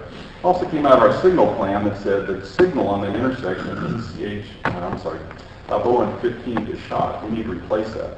So all these things coming together and thinking about where the council policies are again, they said, hey, well, let's have beautification. Let's see if we can stiff up the peninsula. We brought this project forward saying, well, if we're going to replace the pavement, maybe we can enhance the parking. And we found a plan now that probably adds 4 or 5 parking stalls. We can add some landscaping. We can redo the signal, make it a little more aesthetically pleasing on that. So we'll speak more about that at the next council meeting. It's about a $4.1 million project. We have about $76,000 into it right now. We'll be looking to fund that. I think that will be funded out of gas tax and the part of the $5 million that will be funded this year. Dan, can I ask a question on the signal itself? When was that signal installed at 15th and Balboa? I don't have an exact date on the installation. I know it's one of our older ones. There was a comment made in relation to undergrounding, how seemingly foolish it is for us to do anything underground on Balboa Island or on the peninsula because of the water intrusion. Yet here's a signal that's been in place operating, fed by electricity for 40 years, 30 years? Long time, at least that long. So we can do utilities underground in these locations and have a proper life. Okay. We can do that. Just one note on that. Balboa Island's a little lower in this area. We've done a lot of underground on the peninsula, and we've worked with Edison. It is successful, so it is something you can do. Just so you know, too, this signal, we're planning for this signal. Again, I take you back to the signal synchronization. While Marina Park's being built right now, and by the way, council chose to pay for the undergrounding of all those poles through Marina Park, so those are going to come down. But we're running the conduit now all the way down to 15th to plug the signal into our system. We don't have the fiber optic yet, but we also have an underground program that's bringing the fiber optics down the peninsula in the next year or two. So we kind of bring all these together as we plan for this. But as we're going to take the signal out, one of the thoughts here was, well, why don't we kind of beautify that? Why don't we pinch in? Why don't we do some bulb outs in the corner, maybe some traffic calming, add some parking and things like that. So we'll talk more about that specific one at the next council meeting, unless there's other specific questions. Another project coming down the line is, and you've probably heard about the term we coined library. We need to replace the Corona Library and the Corona Fire Station. They're both about 50 years old, both in need of improvement. So we're putting together a project now, and this will be basically about a $6.7 million project. We're hoping to better utilize that lot. There's 2 buildings on it now. We think we can gain some space by maybe putting together, add some parking. The fire station's in pretty poor shape. It's structurally okay in the front, but the fire staff is actually living in trailers in the back.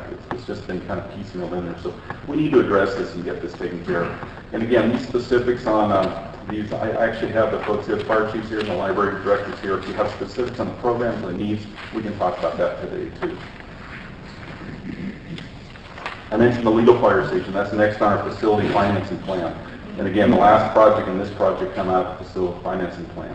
This is an older station too. It's small. It's next to the old city hall. We're currently looking to replace this. We're looking at maybe relocating it, maybe in the general area there, because the site is so tight and constrained. It's going to be $6.7 million roughly. We haven't invested anything other than staff time right now. So we're early in that, but we're aggressively looking at trying to get that in the schedule and moving it forward. Citizens Advisory Panel brought forward a project in Balboa Village, and this had 3 prongs to it. They wanted to do street facade facilitation and street enhancements. They wanted to do a grant program, I believe, to help the businesses improve their facades, and they wanted to do a wayfinding sign program. So there's a lot of details in here. You can see that we've spent a lot of time with the Citizens Advisory Panel. It's in the facility financing plan as it's shown today. It's about $3.7 million to complete this project, and we've invested close to $400,000 in developing it. So there's a lot of work going into this project, and that will be a discussion point we're making some decisions on. Another project we've talked about a couple times at council is at the end of the Newport Pier, we have an existing building that the city owns. The tenant moved out, about a year and a half, 2 years ago now, but the building's in rather poor shape. Our building director has done a lot of work on this. Simone's here tonight today if you'd like to talk about this project, any specific details you want to go through. We've done a risk assessment of this project. It's not in good shape. We've done a building assessment of what kind of leases and other uses we could use in it. The top rated thing to do with this area is basically a restaurant is what they talked about. So we can go into detail on that too. But it's currently empty. It's currently in bad shape. It's got excessive dry rot, termites. The pier and the peninsula is a very difficult location for infrastructure if you're familiar with that. It's just because the sun there, this is the tip on the spear. It's right out there. The Pacific storms hit it. It's a lot of moisture on it. So it takes more abuse. And actually going back to the 15th Street signal, our infrastructure along the peninsula takes a lot more abuse and doesn't last as long as something, say, inland, maybe up in Mariners or Newport Coast or something. This has excessive water damage and other problems. So we need some direction on this right now. It's kind of sitting out there. Yes. What's the status of the RFPs that went out? Actually, if I could have Simone, can you give us an update on that? Certainly, I'll speak first about everybody. We did an RFP. Hold on, it won't pick up. You're being recorded. Thank you. We did an RFP out about 6 months ago, and in the RFP, we didn't get a great response. We went out to market ourselves. We actually listed the property, put it on CoStar, tried to solicit proposals. We got about 6 proposals from different tenants. We went through our interview process, and we have our top 2 tenants that we have interest in. If the council is interested in moving forward with this project, we would probably schedule something for a study session item and bring forward the cost and our tenant list. Did they propose to rehab the buildings or build new buildings, and what would be the city's cost? The top 2 tenants have said that they can't use this building. It's not functional for them at all, and they're looking for a brand new building. And that would be something the city would build and they would lease from us? It'd be something where the city would pay for the shell building, and the tenant would pay for the tenant improvement inside. Okay, thank you. And this slide gives a kind of a view of that cost. We have a few city costs. The pier itself is in relatively good shape. We keep working on that, but if we were to build a new building, we probably might spend about $1.5 million underneath that building, just getting the piles and the structures supported. Part of our assessment is we went underneath there and looked at it, and a lot of the stringers and some of the subfloors are at the end of their useful life. They've had a lot of life out there, but we need to replace that. The piles in the center of the pier is not something we can really reach well, so when we're there, we want to replace those piles. They're probably the original piles, I would say. Some of those, we just kind of wrapped them and kept them alive, but they need replacement. And then the building shell itself would probably be built and owned by the city. That'd be about $1.2 million. And the tenant would probably come in and do tenant improvements. We're figuring about $750,000 on that. So this total project's going to be about $2.7 million. $50,000 into it so far in studies and assessments. Another project we're slowly working on, and you might have joined us at the recent charrette, is the Mariners Mile highway reconfiguration and land use. And we're starting a discussion on this about the capacity and how the highway works, along with maybe revitalization of the area, the land use, how we can do that. Currently, the Orange County Transportation Authority is doing a study of PCH from Seal Beach all the way down to San Clemente. We're actively participating in that, and that's looking at how the highway works as a regional facility. We're also looking at some geometrics. We're starting some design on just Mariners Mile to kind of see how would we work with the traffic to get it through there, which will then lead into a discussion with the businesses in the community and what might be the next look or what Mariners Mile should look like in the future. And again, the land use component comes in there. How should we redevelop it? Should we do something different? We did have a shred on this just recently, and this, if you attended this, and this is online, you can look at this. We came up with kind of conceptual. This is what could be. Again, I don't think any real hard decisions were made. There's some great elements in here, and staff looked at this, and I think council, there's some areas that we think, yeah, that has some merit. In other areas, maybe not so much. So a lot of discussion still coming on this. Not a lot invested yet. We have the cost of the charrette. We have some consultant costs, but we're starting to ramp up on this one. And again, I should mention when you get back to the neighborhood revitalization, Mariners Mile was on that list. There was just too much to do, and the council chose the 5 I showed you. This was one of the, I think there were 7 total. This was one that we probably ought to get to next. Balboa Village Fine Arts Center, we talked about this a little bit in the council session a while ago. This was a proposal to take the existing theater that the city owns and turn it into a fine arts center. The city purchased the building in 1988 for $480,000, and it's in our facility finance plan currently. This is supported by the Balboa Village Association bid down there. We could look, this is conceptual, but we have about $20,000 into looking at the concept right now, and the cost estimate is about $5.8 million for this project. Lord Castaways is another project that you may have heard of. This is at the corner of Dover and Coast Highway. You can see from the water here.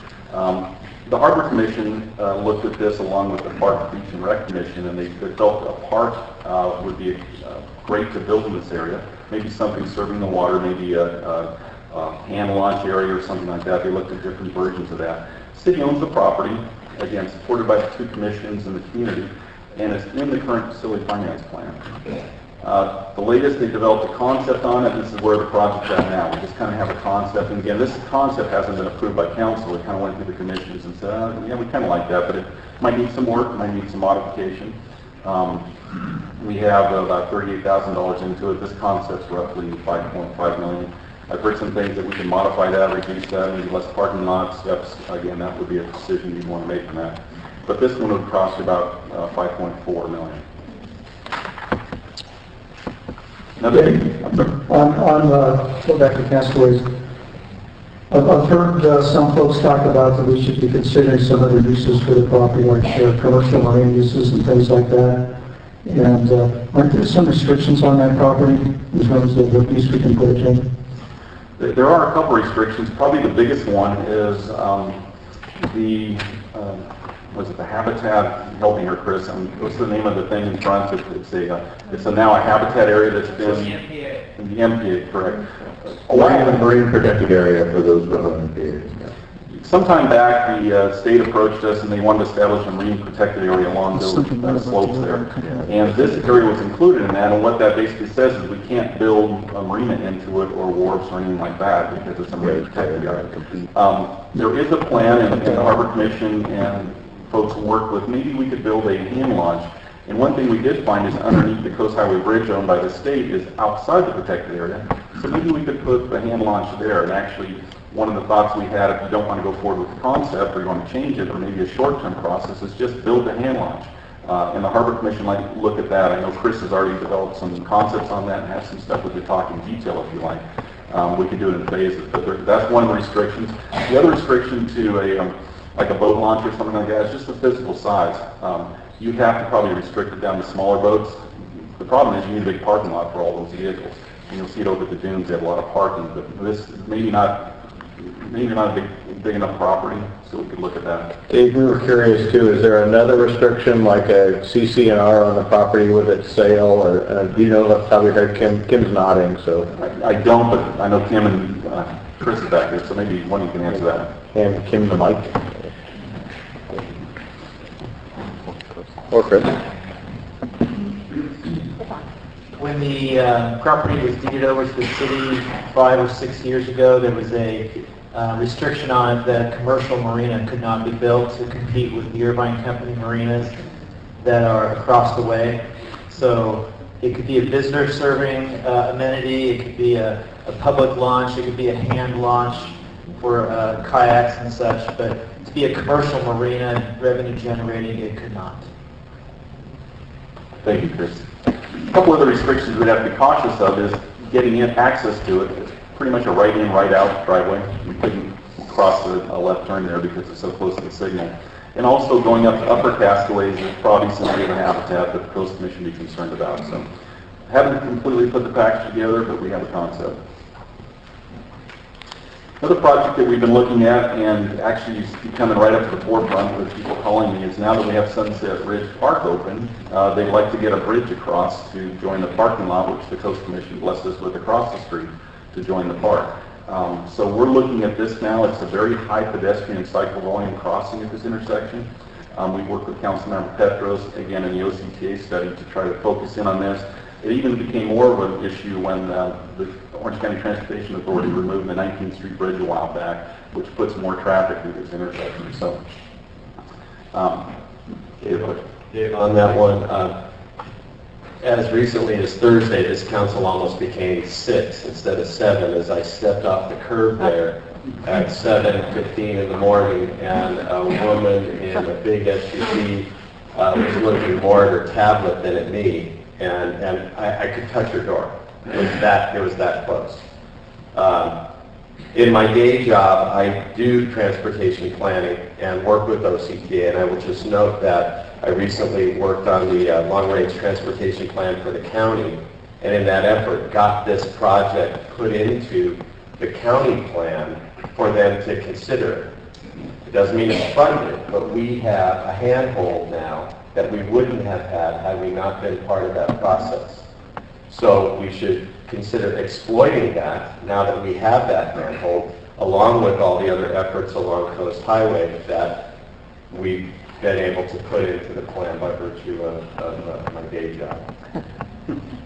thank you. Just on that note too, I've already asked my traffic staff to go ahead and see if we can program something, and you'll probably see a lighted beacon coming up soon, coming down the hill, because we do want to bring attention to the crosswalk there. Anything we can do to improve it for this time being while we get a chance to put a bridge in. But that again takes a long time to do. The park itself, you can imagine, took a long time, but we'll have to go through coastal and funding, etc.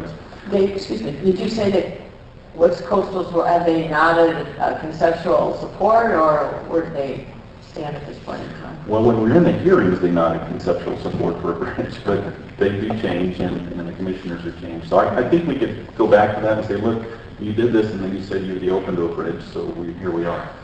Funding will be an issue too. It's a big funded project. I've got about $300,000 currently in the budget to design it. We've done just some outreach. So the $5,000 there was we applied for a grant recently to try to get some federal money to do a bridge. Need some scoping. Bridges across highways, particularly if they have elevators, can be $2 million. The one in Dana Point was about $2 million. This one I think we can design without elevators, which is kind of cool because the grade maybe brings the cost down. Mentioned dog park. We've had a lot of requests for another dog park. This one's so successful up here.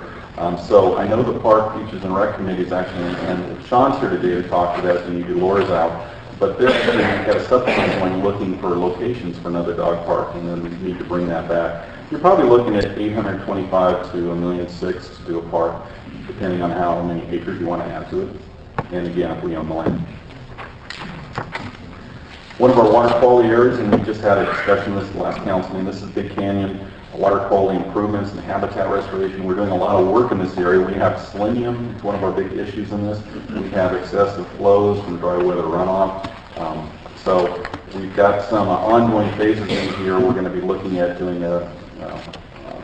basically a plan for the area and how to use it from a recreational management standpoint. We're going to be looking at building the new kind of wetlands treatment area right below Jamboree, and then working on other projects in the area. So current budget, $3 million. They could get a lot more than that. I think when we originally talked, there's a lot of invasive plants down there, particularly pepper tree forests. You could spend millions in there clearing that out. So we're going to be looking over the years to look for grant funding and maybe team with some environmental organizations to help work that through. So that project's out there. And then as we went through the CAP in the last council discussion, they wanted to do more beautification on Newport Boulevard. So we have some projects out there. There's a little money in the budget to do the design, but we haven't really got too far down the road on it to basically go from 21st to 30th Street on Newport Boulevard, which hasn't been touched. Remember, we did Balboa from about 22nd all the way to Superior now. We're currently in the works to do Newport Boulevard from Violito down to 30th Street. So there'll be a little gap in there that hasn't been landscaped. So this project's out for about $900,000. And then the other one would be taking it from, say, we're 15th Street. If we look at that project, it's going to go from, say, McFadden Square, which is 21st Street, all the way down to 15th, then 2 more blocks past the school to 10th Street. That project's packaged up. That kind of enhances, and again, we'll mention this on the 10th, in front of Marina Park. This takes care of 15th Street. But then from going from that project all the way down to Balboa Village, you're looking at about another $1.2 million if you want to landscape that. And I caution, we worked a little bit with the Citizens Advisory Panel on this and some of the council members who looked at this. There's not a lot of opportunity landscape there. We're really restricted. We have that little median down the middle.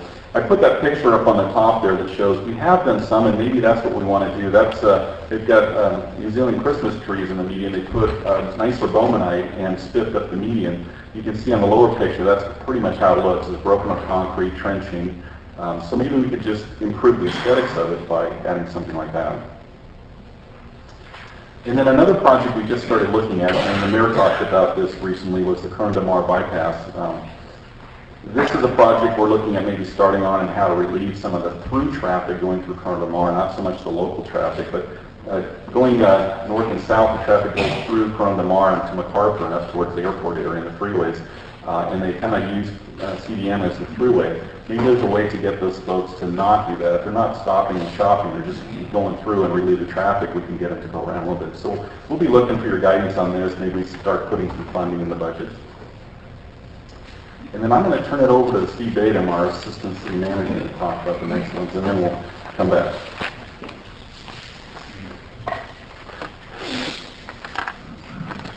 Thanks, Dave. As you see, Dave's got a lot of stuff going on. So, City Manager's Office is actually helping to coordinate on some of the outreach and coordination with the public to get input on what kind of facilities we need to do in the West Newport area. I guess one of the things that we've kind of started with is the idea of putting a community center in a major portion of that side of town, and how to find a spot for that. And one of the first things we were thinking about was consolidating the yards. So we said, okay, why should we consolidate the yards? I don't know if I'll go through a little map of where they are, but we since 08, 09, we downsized about 60 full-time positions in the maintenance groups, the utility and maintenance groups. Part of our problem is we're in 2 different places. So centralized staff gives us more flexibility. We become more efficient. We also have this issue of equipment. We can share equipment. So we've been in the process of downsizing the number of equipment and consolidating and sharing equipment, but that is still hard to do with 2 yards. Also, being in one location is really advantageous to daily response of daily operations. Stuff happens, and we have 2 different yards and who responds. Coordinating those 2 folks together in one shop would be way more efficient, especially during emergencies. We also are looking for the opportunity to refresh the site.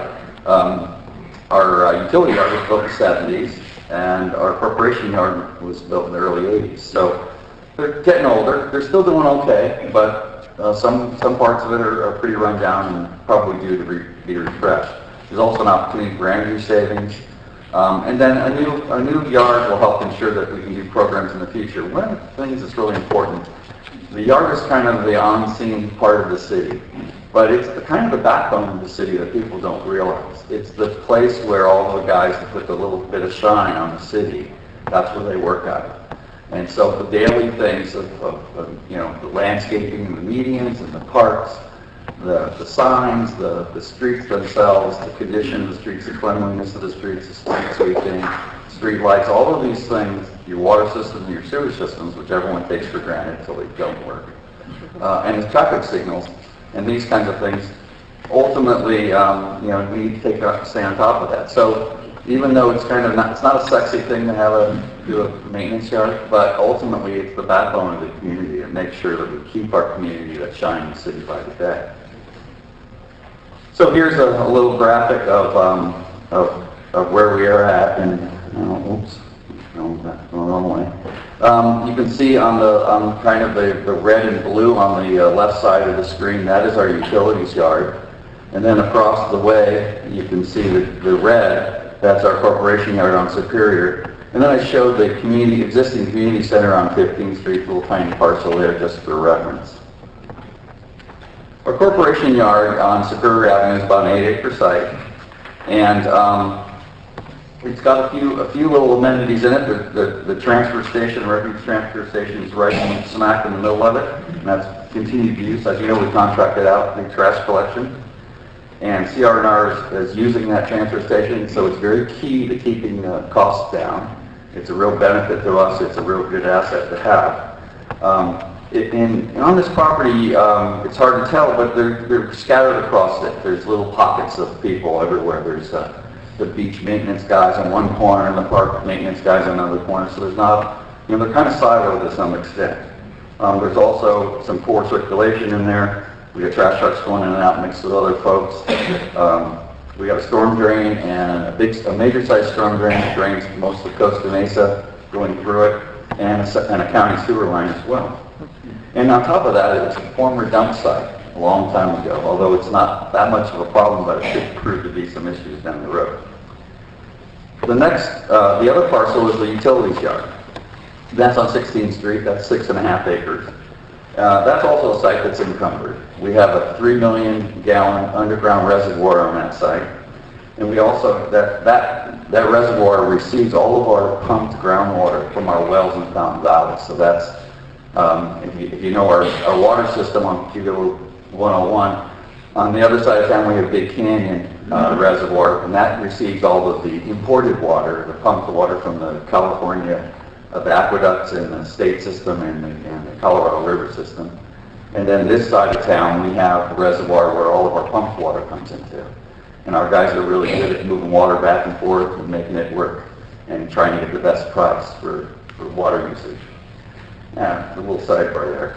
Additionally, we have a communications tower on that system in that site that is the regional communications for public safety. So that's really important to us as well. Can you go back to the previous slide? So if we were to just completely use that site for something else other than the transfer station, how much of the site would be encumbered for circulation beyond what you're showing there as the transfer station area? You mean if we use that site? Just for anything else, I don't know what, but just say we just wanted to keep the transfer station. Yeah, I think if we kept the transfer station, we probably want to look at an alternative driveway and possibility of right-in, right-out off of Newport Boulevard, or possibly buying a parcel of land along Industrial Way to provide a new driveway. I've got a little thing here. This one. What would you do with all those? So we had, I'll show you in a plan that we had considered maybe a possibility of a driveway here, and there could be a driveway off of, this one involves approval from Caltrans, which is always a fun opportunity. But yeah, the rest of the parcel, I guess that I could imagine that there may be some issues with the former dump site, some foundation issues. There really isn't any off-gassing issues right now because it's so old, but there is basically fill consolidation issues, foundation issues for future uses. Yeah, well, my question wasn't really directed at turning the whole site into another use, but just understanding how much of restriction that transfer station placed on being able to adapt it to other functions in there. Well, obviously, just having a transfer station nearby, I mean, having a, like say, we had once thought maybe a community center there. Wow, community center, trash station, probably not the best thing to have next to each other. Our maintenance guys are used to it. They're good with it. And so, yeah, there are some challenges to doing different things. But the interesting thing about this is it's very hard to get a permit for a trash transfer station these days. So there's a lot of value in that and keeping that and using that, and it ultimately holds down the cost of our trash collection. One question, Dave, can you hear me? How many employees work over in that site? Do you know? In this particular site, I have it here. And combined? I think I had that in the first slide. Oh, I'm sorry. Oh no, I didn't break it down. Yeah, I think there's, Mike's here. Mike's about 80 in that site. About 80? 85. Yeah. Yeah, I think overall we're around 115, 120, something like that total between the 2 yards. We've dropped 60 positions since the downturn. So one of the things that early on the council said, and this kind of segues into one of Ed's comments, what could we put on that site as well? If we consolidated the yard, could we fit a future police station there? So we did this early concept that shows keeping the trash transfer, combining the yard, and kind of slipping the police station in there. And so we took a harder look at that. And we hired a firm of Gonzalez Goodell architects to help us out with that. And we also have Griffin Structures working a little bit with us on some needs assessment work. And we kind of found that we can do this, but it's extremely tight. And it would require the complete reconstruction of just about everything in that yard in order to fit it. So there's a big dollar amount on there. You can see the $43 million estimate that we have, and that does not include the police station. So with a new police station, we probably would be looking at a $100 million project just on this site. So we've kind of said, well, that's probably not something we want to look further at, but we wanted to put it out in front of you so you could tell us whether or not you felt that was something worth pursuing. I'll also note that on the top of the page there is a separate access point to Industrial Way shown. Our real estate folks and our building division have done some research, and we think that there's a possibility of a property owner over there to be a willing seller if we wanted to do that. Reminding ourselves that that's the city of Costa Mesa. That is, yes, right. Actually, the city line is the upper edge of our yard. So actually, Industrial Way is in Costa Mesa, and the property is adjacent to it. So we did another alternative and said, okay, let's look at maybe what could we do if we just didn't put the police station there? What if we were just going to build a new yard? And which buildings could we preserve? And one of the this shows the consolidated administration building, some workshop buildings, and shop buildings. We're looking at about a 250 space parking structure to do that because, you know, it's one of the things with as many employees as we have, and also the equipment that they use, we have to have a place to park all of that. So we came up with about a 250 space structure. We would reuse the existing equipment in welding shops. So there would be savings there. The transfer station would remain as it is today. And then again, there could be an optional auxiliary entrance to Industrial Way, which would help separate the trash trucks from the rest of the activity in the yard. So then we took another look at that and said, okay, that's a lot of money, $30 million for that potential. That's a rough number. What could we do that would be maybe a little cheaper? And one of our thoughts was, well, we could expand and remodel the existing admin building and then add on the shops. And that's probably about a $10 million project. However, there's a lot less efficiencies there. And parking was going to be a problem. I mean, we're not even sure if we can solve that problem, but there might be a way to do it. So, and it also defers replacing structures that ultimately will have to replace. And if the existing facility is about 33 years and older, we don't have a whole lot of time left on that. So what this does is it really defers the ultimate plan. But it does get us somewhere in case, you know, and I guess the obvious goal of vacating the 16th Street site. Another thought we had too was, well, what would be the minimum we'd have to do to move folks over, which would mean still operating 2 yards in order to facilitate the West Newport Community Center on the 16th Street site. We don't really know what that cost is. We're working on that now. So somewhere in between here from, you know, interim plan B and alternative 1 and 2, we could do that. Another thought would be kind of a variation of interim plan A is go with interim plan A and then perhaps with the idea that ultimately we're going to replace the rest of the yard. So in other words, do it so it can be phased. So that maybe we could do a $10 million project now over the next few years and then maybe farther down the road do the rest of it.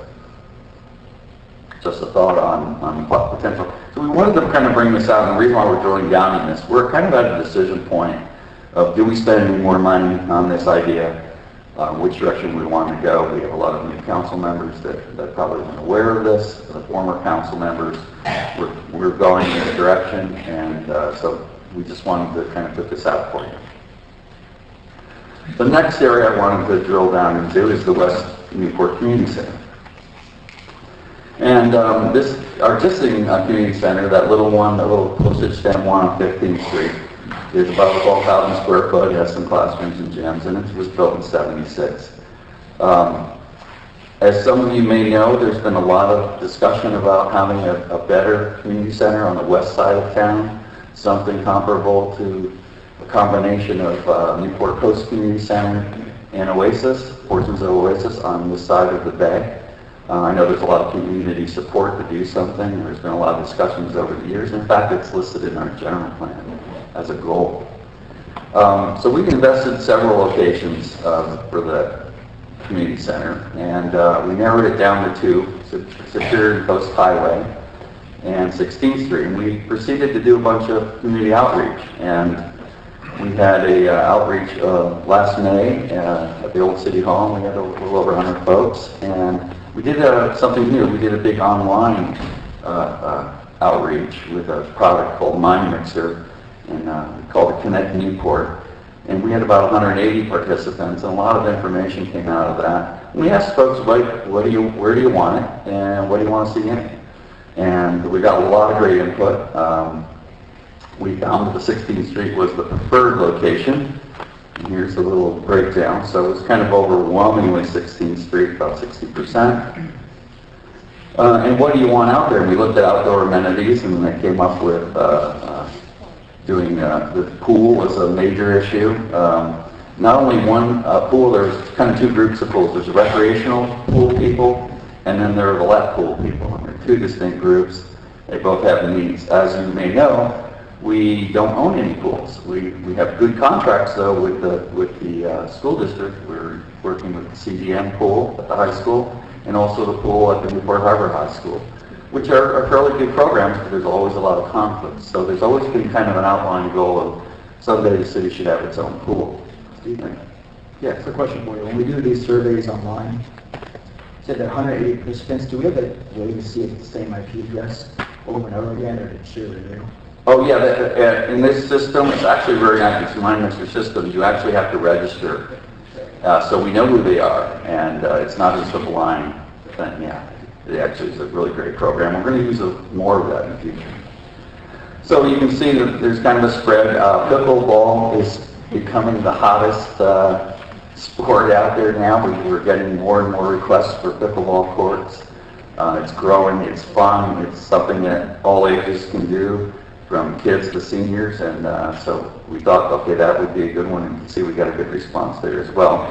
And other things like a community garden, walking track, and a playground. And then indoor, certainly the gymnasium, because we'd be replacing the existing gymnasium, some flexible rooms for education, art mixed media rooms, wellness rooms, a fitness center. We were thinking of a fitness center as well on the side of the bay, and other little amenities that we kind of got boats here and there.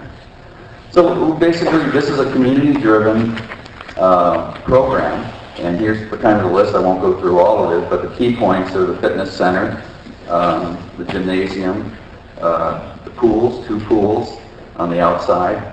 Some of the things we couldn't fit, the community garden, you only have so much space. And we're thinking maybe that could happen down the road, maybe if Banning Ranch does move forward. There's an opportunity to expand this property. I'll get to this property. It's right on the edge of the Banning Ranch development. There's potential for dedication of fields and those kinds of things right adjacent to this. So this location is actually a really great location for if that future development moves forward and there's an opportunity to kind of expand some space. Steve, it's important to note too that our community is not only citizens, but our business community. Hogue is the largest employer in the community. And I've had meetings with Mr. Brathwaite, the head of Hogue campus in Newport, Dr. Fadley, the head of Covenant Healthcare, and their board of directors. There is a strong willingness of Hogue to come in and partner with us conceptually on providing a lot of wellness services, a lot of adult education in order to address a lot of healthcare issues to the community as a partner in the community. So this has a benefit not only just programming from the city side, but also providing citizens of Newport Beach with direct access to some of the best healthcare and wellness services in the state of California. Great. Thanks, Councilman. That is a really good point because early on in the process, one of the sites we did actually look at was trying to do something co-locate with Hogue. And Councilman Petros was very instrumental in trying to get that moving forward. However, it just didn't get much traction. So, but they are still very supportive of our programs and still want to work with us. So there's some great opportunities there. So taking this wish list of ideas and programs, we hired Bob Coffey, a local architect, by the way, the guy who designed Oasis.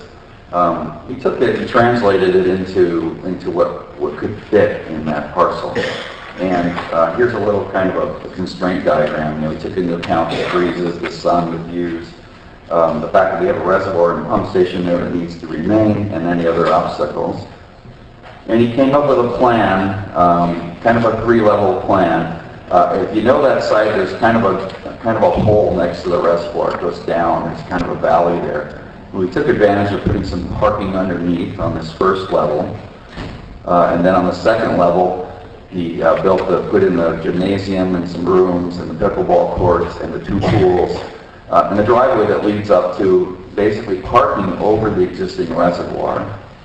And then the second level that has more like the fitness center and some other rooms and some amenities to help do the pool. So I won't get too much into it, but basically the current program that we're showing is utilizes about 3 acres of the existing 6.5 acres.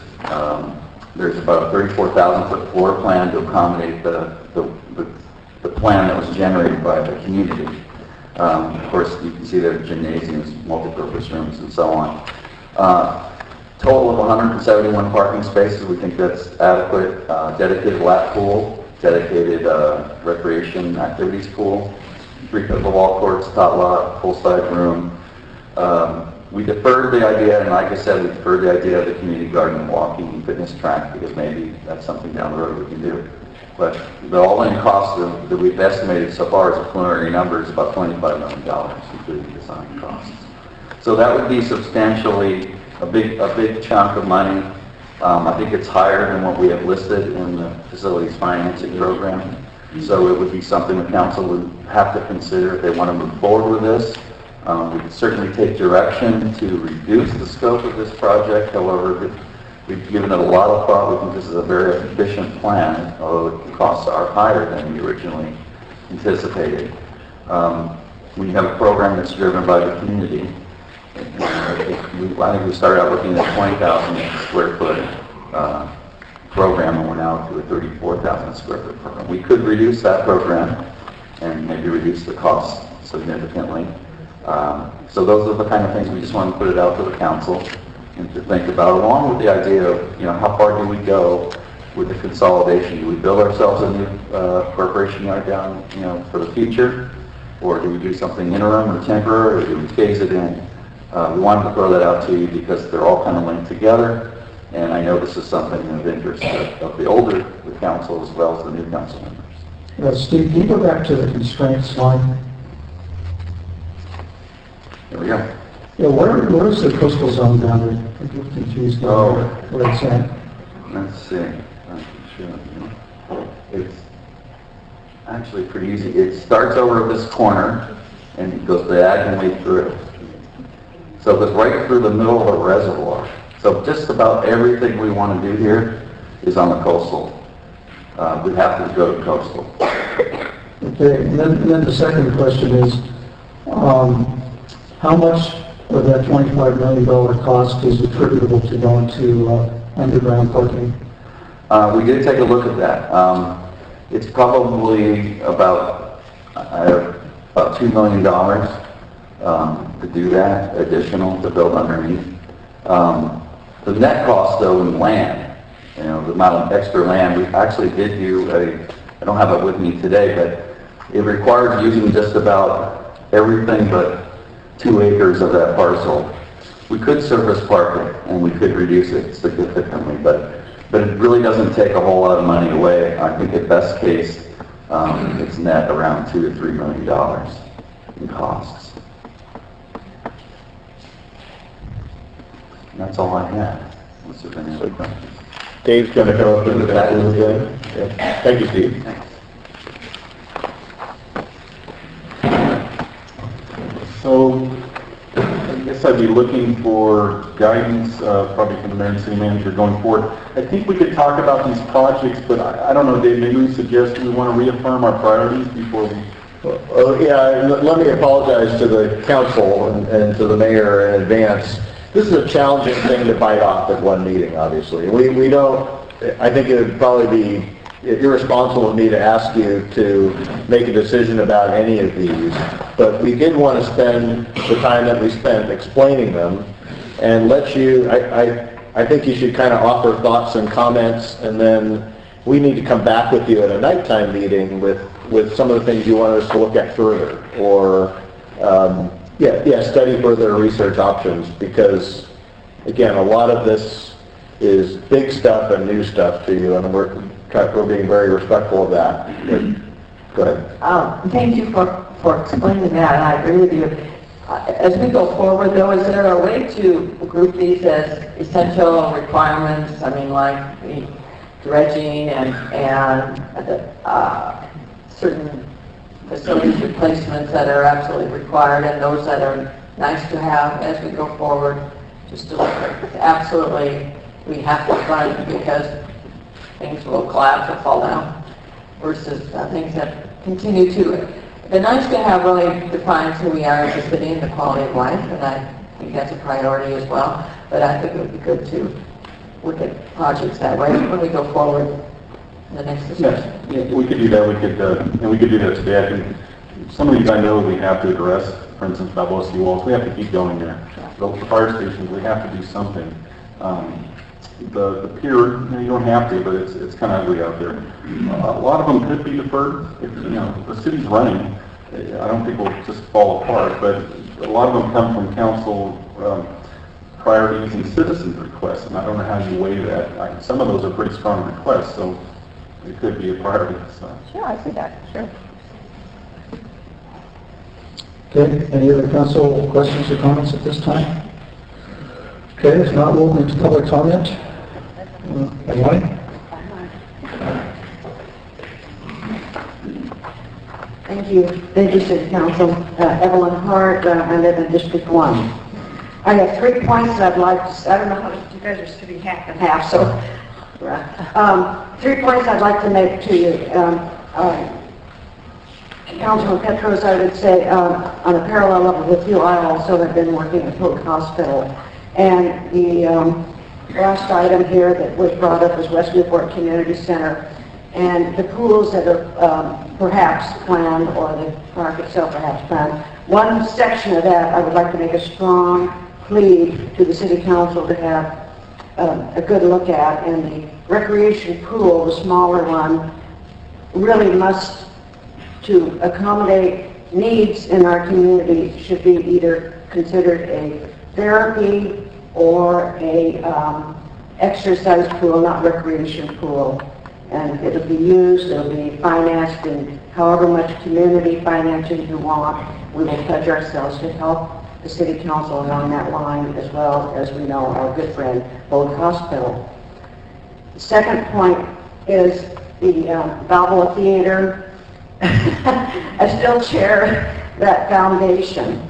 It would be so helpful for us as a foundation. We want to dissolve that foundation. We want to move ahead. Our lawsuit is over with now. We are ready to, just whatever direction the City Council wants to go in for the Balboa Theater, the sooner you let us know, the sooner we can eliminate that foundation. If somebody wants to put together another one, the money we have left there will go to, it could go to the city for the arts, it could go anywhere, you know, unless they want to start another foundation. But we want to close that down. We really have to get out of that now. So your help would be appreciated there. Now I just want to give a point that our city and Newport Beach has put together a wonderful housing element. It has been reviewed, it has been updated, and the needs in that will say absolutely that our seniors are the most needy in Newport Beach for housing. And I just ask you personally to keep that in mind as you approve any housing projects, to think about the seniors in some way perhaps to start getting some affordable housing. For seniors, our only really project we have is 30 years old. So anyway, that's just a personal thing I'm asking you to consider as you look at your, I'll call this capital improvements. And I thank you for your time. Wasn't here when I got here. Jan Vandy's wetlands.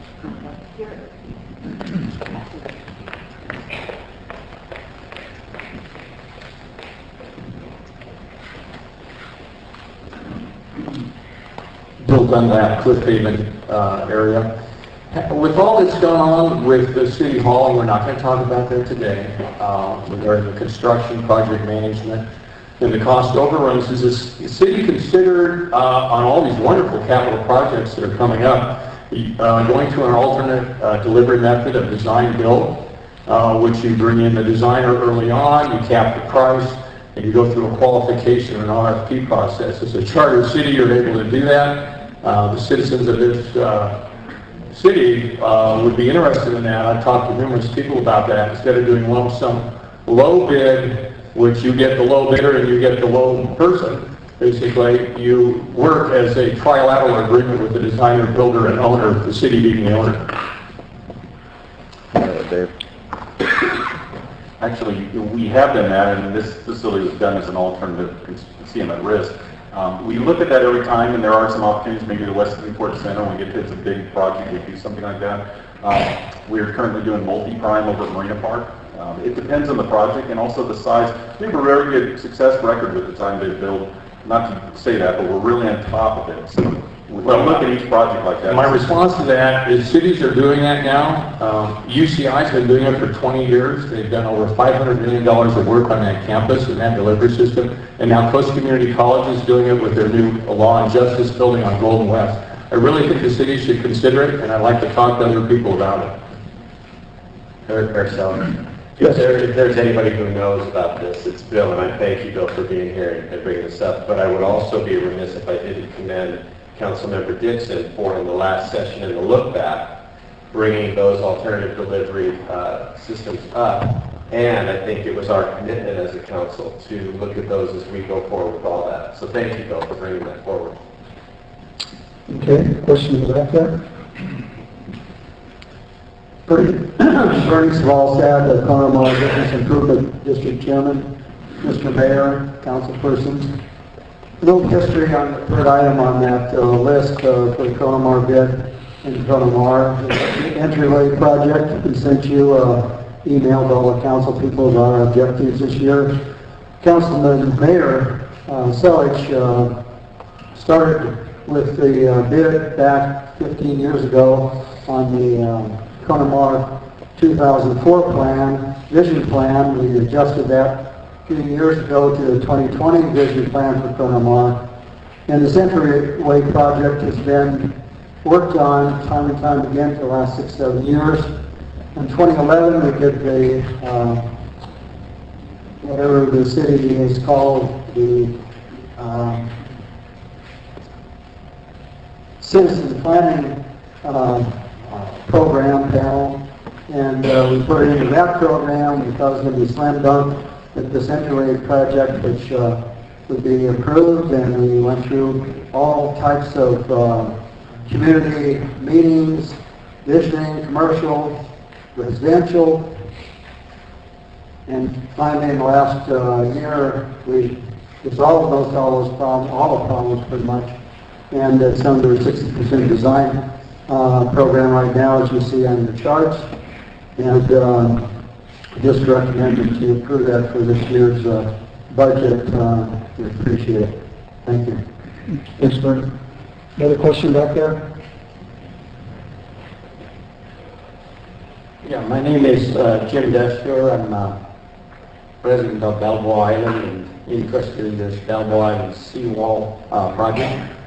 I have a couple of just very general type questions. Number one is how and who decides whether funding comes from the general fund or Tidelands fund or FFP fund? How is that decided? And my second part of my question is it wishful thinking on my part that the seawalls are going to be funded by Tidelands and not partially by the citizens? This seems to indicate that the funds are going to come from the Tidelands fund.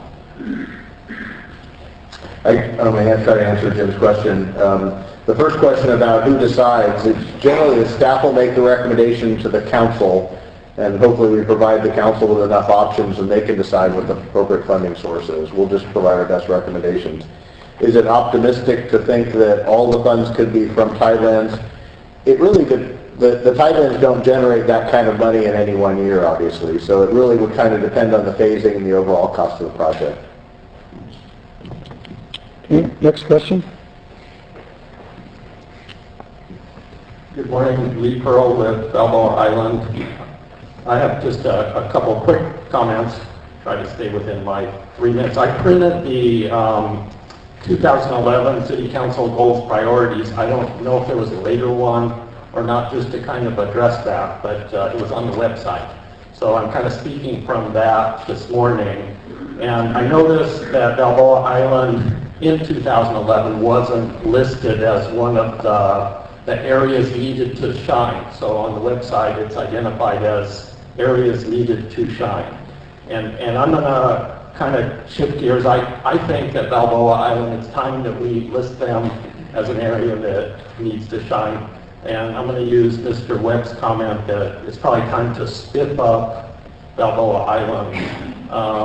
There's a lot of infrastructure needs on the island, and I think it's important to really kind of focus on that. Those of us that live on the island realize that we have to share our homes with the public. It's just part of living on Balboa Island. We can't invite people to park because on my street there's never any parking.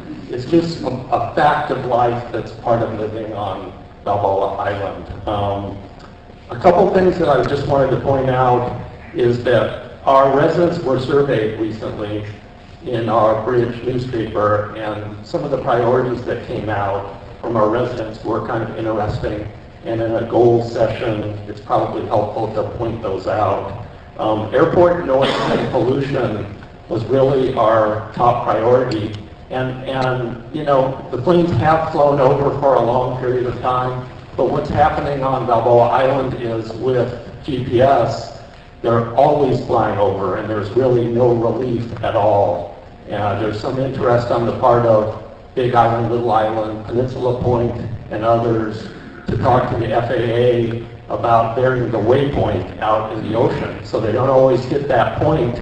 They can bury the waypoint so that there's some variation of flight pattern and not all the noise and pollution is in that high density area that it's currently concentrated in.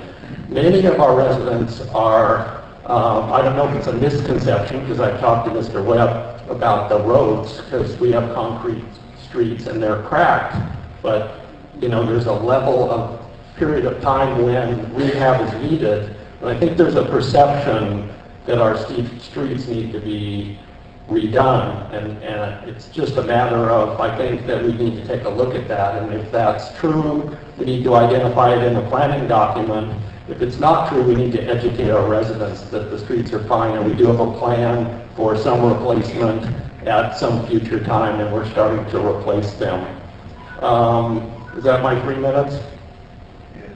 Okay. Well, then I'll thank you for being able to provide some input into this process. Okay, next speaker. My neck died. It just dies for the first few seconds. Hello, my name, excuse me, I'm just getting over laryngitis.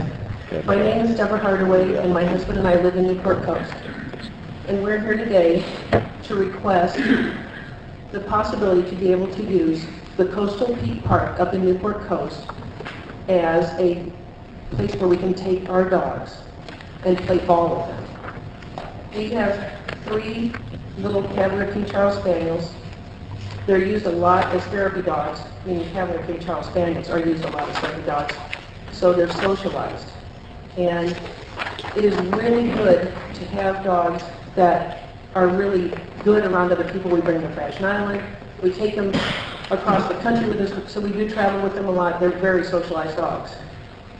And it's really difficult to have dogs play a park on a collar and a leash. It's no easier for children to play soccer on a collar and leash. It's impossible. The park is very close to our home, and I do like the fact that we don't have to cross over a big intersection, which is now Newport Coast Drive down by Pavilions. We don't have to use up gas. We don't have to take a lot of time. We really like the fact that it's a great size. It is very clean. There is water there that's accessible for dogs. And we can see if there are predators on that piece of land, as opposed to there's a park that is right across the street from where we live on Vista Ridge, and it is surrounded by bushes. It's also surrounded by predatory animals like coyotes. There is the Newport Beach City Park up here, and we've brought our dogs to this one, but it is narrow and it is small. And it's also covered with some type of gravel or dirt texture, and that means that we're taking our dogs back into a car, a clean car, taking them to a clean home, and now I am stressed to have to spend the time to wash them and their feet. And they also can't play with the big beach balls like this. It's about half the size of each of our dogs. And so they play together, the 3 of them play together. We could take them to Huntington Beach, but then again, you're getting them wet and dirty. We've taken them to the dog parks. We had a Labrador come up to our first Cavalier. It basically just pinned it to the ground. She was on her back, she was scared. And I did speak with somebody that was really wonderful to speak with at the city, and they mentioned that there's a park that they're considering at MacArthur Boulevard in Bison. I believe that's the location. And we did talk about that as a possibility of making it a dog park. I have not seen that one. I don't know how large it is. And I do believe that if it would be possible to consider this, perhaps you could do it over an hour every week, 2 times a week for an hour, maybe on a Tuesday morning, a Thursday afternoon, you know, kind of change it for people that work, make it accessible for them. And the fact that we're requesting this, we've lived up in Newport Coast since 1996. we thought that we'd have 2 or 3 children in schools, but we ended up with 3 dogs. And Could you wrap it up, please? yes, and we feel like we've paid a lot for parks that we just can't use, and this park is largely unused. Thank you. Very much. Okay, I think there's a question here.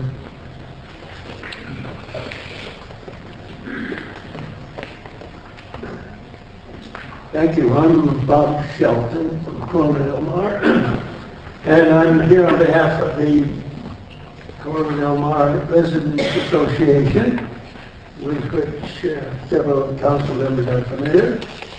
I think I'm here to make a pitch for the smallest and the cheapest capital improvement project you'll ever have to deal with. It's a Buck-Gully Vista Point, which involves a little bit of city right-of-way and a minor amount of construction to widen the sidewalk and maybe build a small retaining wall. I'll pass around this storyboard. Hopefully you'll get the picture easily. This project has been explored with the budding owners, the Short Cliffs Association on the east side, and Crown Cove Development on the west side, and Public Works has looked at it. I don't think anybody has put a price tag on it yet. Councilor Gowder has visited the site, familiar with the objective. So we would love to have you authorize the staff to take a further look at it and put a price tag on it, and we'll follow up with whatever help we can for you to bring it about. But I'll say it again, it's probably the smallest and the cheapest job that ever be asked to do. Thanks, Bob. Yeah, I think there's another question over here. Alan?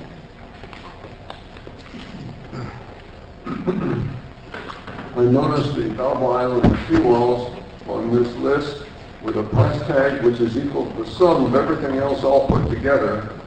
And it seems to me that's simply putting a Band-Aid on the problem of the sea level.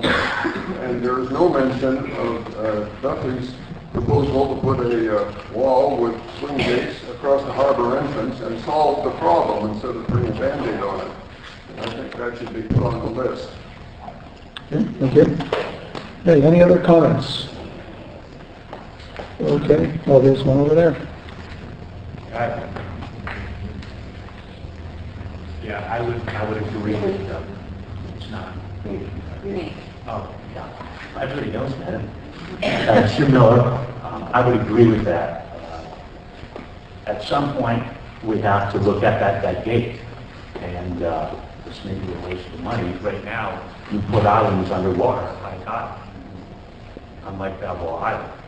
Oh, I need to speak into this thing. I'm used to this stuff. Usually there's a microphone. You go to high tide, you look out my window, not my property, because I built a house higher because of the tide, but there's a lot of people around who don't have that ability, encourage people who, if they step out their patio door at high tide, they're in the water. You gotta walk. So I mean, that's all around the drive, and the flowers are being ruined because it's salt water encroaching on the backyard. So I think there's a bigger picture than just Balboa Island, and apparently you guys have a little bit to think about up here with all these projects coming around. But I think Alan's suggestion it should be well taken. Next. One over here. Thank you, Mayor Sellers, members of the council. My name again is Jim Mosher.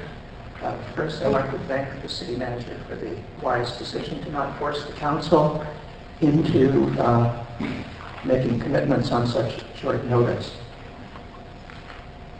With regard to the short notice, at meetings like this, I think it's usually helpful for the handouts to be available to the council and to the public prior to the meeting. I think if we knew the list of projects you were being asked to seek input on, we, the public, and you, the council, could make much more focused and meaningful comments on them.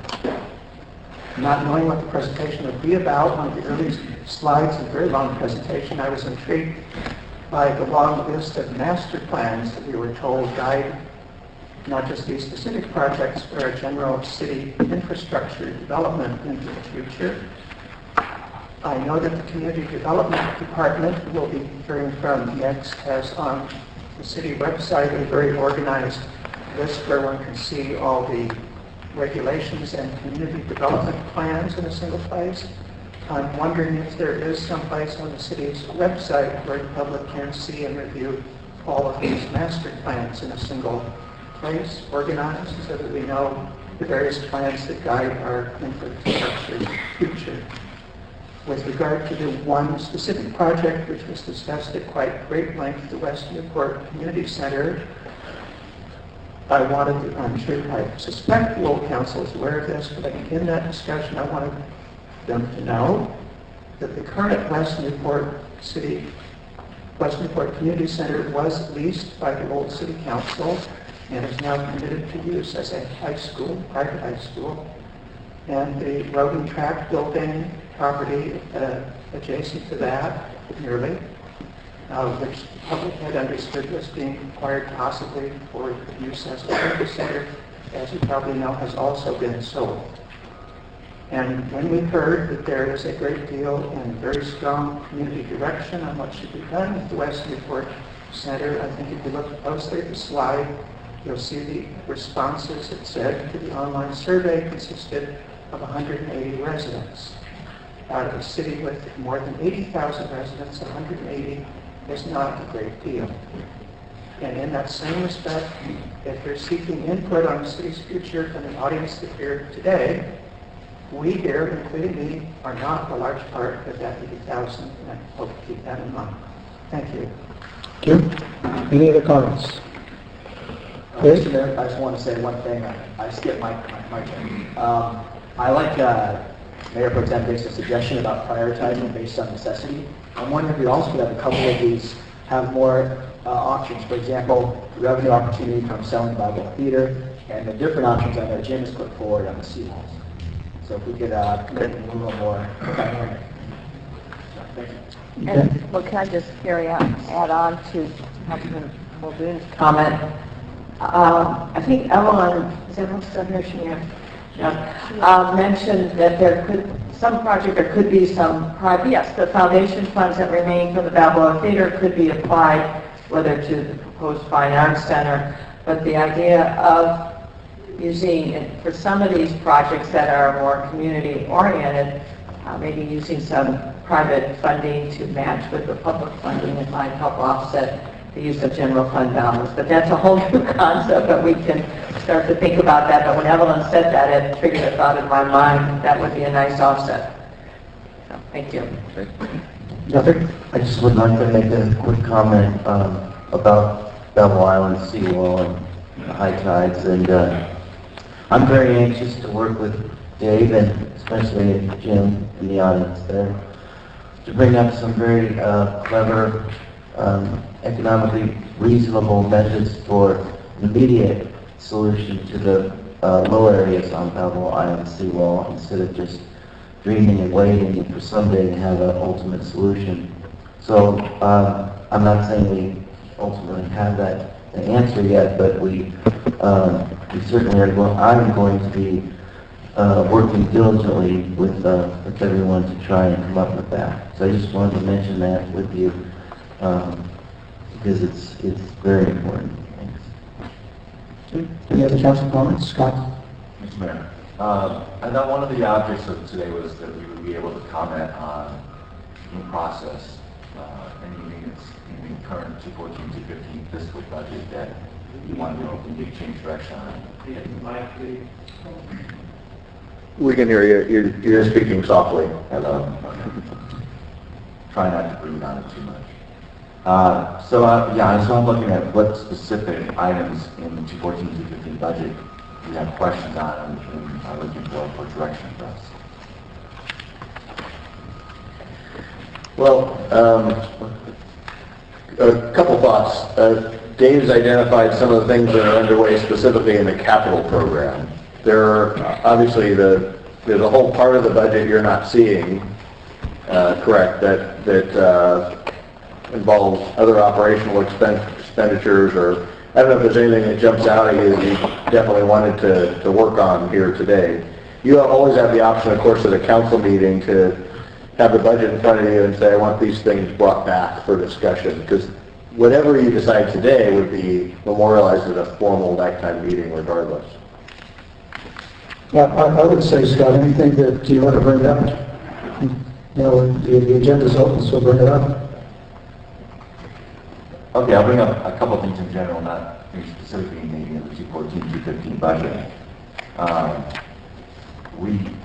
We're looking at debt reduction, and we've done a good job of going towards our pension debt reduction, but we still have City Hall's debt reduction. And I'm wondering if we could establish some sort of a debt reduction fund, which then would be allocated either to either PERS or to City Hall debt that would be reserved for that specific purpose. Another thing would be the what I call self-help. The identified underground utilities. I love that because the city, you know, basically contributes to the engineering side, management side, but the citizens are really driving that, and they're paying for it. And the underground utilities, which not only helps beautify their own neighborhoods, but does help the city as far as utility trucks and garbage trucks and everybody else that uses the alleyways, and overall increases the public safety of the community as well. And other things like the bid, I'll use the CDM entry statement as an example. That was, the CDM bid is basically a voluntary tax on the businesses of CDM, and they paid for the design of that entry element.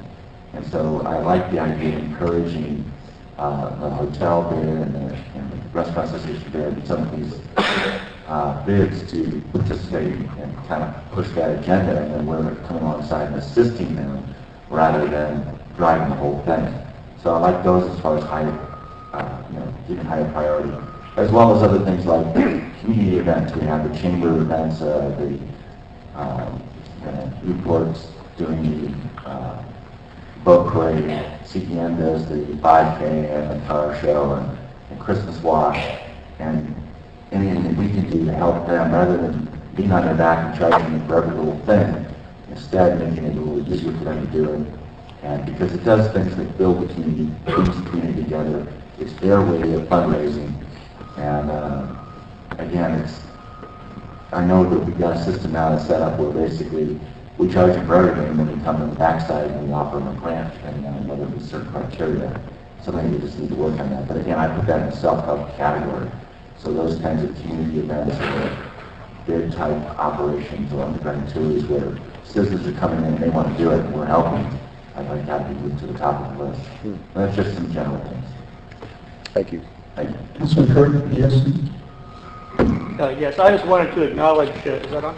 The presence here today of Councilmember Carter, who has been such a tireless supporter of the Corona Del Mar Library back in 2009. That was sort of on the cut list, and she was instrumental in keeping the library open, and I'm glad to see that this budget includes a strategy now for revitalizing the library and the fire station in Corona Del Mar, which is so needed. Those are important community facilities, and I'm glad we're moving forward in that direction.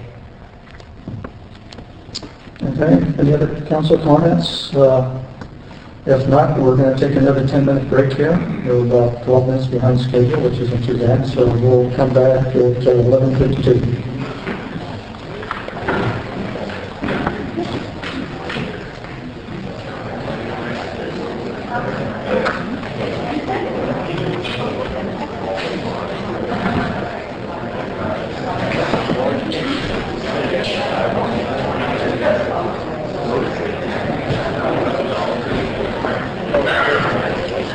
Yeah, go ahead. Recording. Okay, could everyone take their seats, please? And someone bring in the cats from the outside.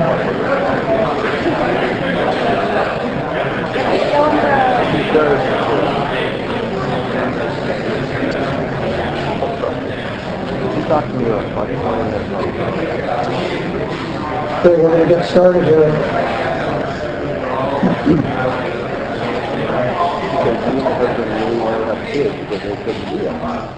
Our community development director is ready. Are we good?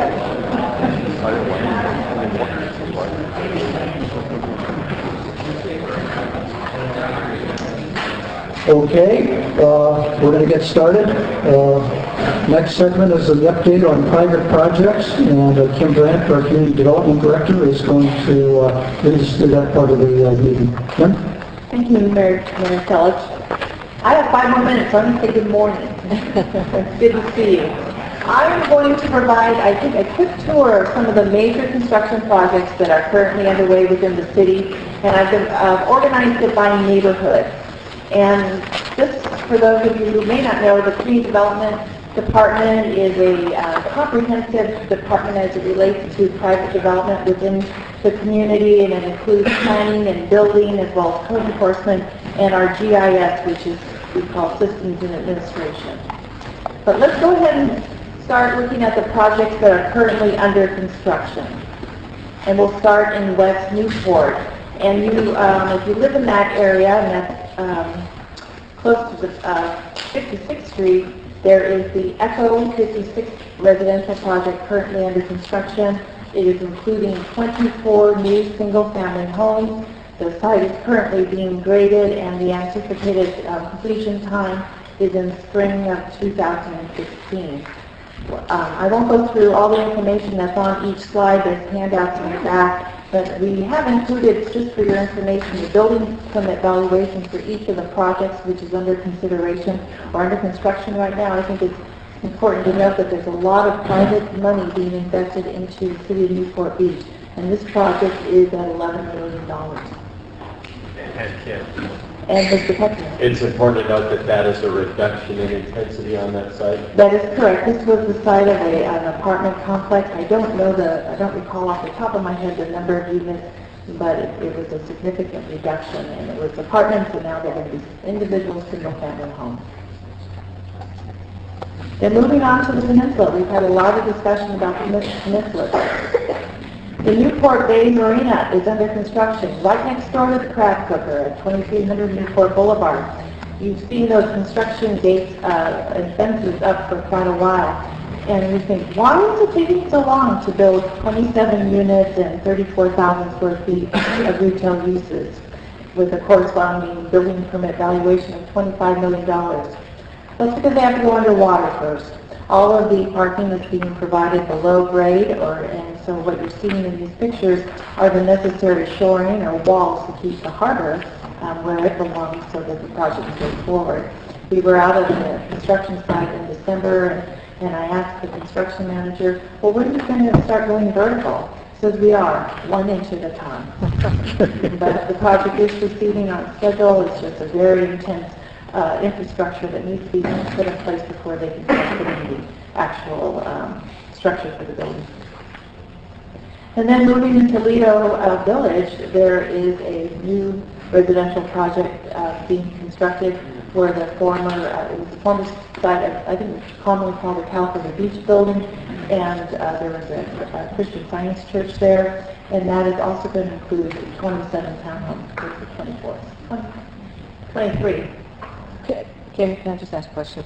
Yes, of course. I could ask you this separately, but did I hear that there's some issue on this with coastal? No, this has its coastal development permit. I thought somebody told me that there was a height issue here. There was a height. There was a difference in opinion in terms of the city's approval in terms of an architectural projection in relationship to the shoreline height, and it was resolved, and they did modify their architecture so that they came under the 35-foot height limit. But that is, the demolition activities that they haven't started are on their way. The permit has been issued. Then moving into Corona Del Mar, there is the area residential project that's located on Carnation. Again, demolition activities are underway, and it's a 7-unit attached project. And you can see the architectural rendering of the right-hand corner of the screen. Right here in Newport Center, we have a lot of activity that continues to go on. The Newport Beach Country Club is underway. That is a reconstruction of the now former clubhouse. It's all been demolished, And a beautiful new 54,000 square foot country club is under construction, with the completion date being in September. And then 520 Newport Center Drive. You sort of forget once the structure goes up and all the cladding goes on outside the building, you think, oh, it's all done. But I think they spend just as much time on the tenant improvements. So if you see in the Orange County Business Journal, they are leasing up those spaces, and there are tenants that are moving in, and tenant improvements are underway. $200 million in building permit valuation. The Meridian Residential Community project that's located adjacent to the Marriott on Santa Barbara. We used to have tennis courts there. I'm sorry, Nancy. More tennis courts that were removed. This project, the first phase just opened. The models were, the grand opening was back in December. They're absolutely beautiful. And if you go along Santa Barbara, you can see that phase 1 is now complete. That's 26 units, and the balance of the 79 units is under construction, and they expect completion. Completion in August and September of this year. And then, if you just go a little bit further to the north, the San Joaquin Plaza project is well underway. You'll see construction fencing at Jamboree and San Joaquin Hills Road. That is 524 luxury apartments that are currently being constructed. They took down existing office buildings, so they are the apartments are replacing the office product. All of the parking is going to be provided underground, and it's similar, I think, in terms of quality as the Colony project, and we're very excited about this going forward. And it also has a $200 million building permit valuation. Moving up to the airport area, another busy place for getting the plane. Uptown Newport, which is located along Jamboree next to which includes the Tower Jazz facility. I think that's probably the most identifying building when you look at this 25-acre site. There is, the first phase is under construction. Demolition has occurred, and the first phase it includes 436 units of the 1,200 units, excuse me, with some ancillary retail, which is about 11,000 square feet.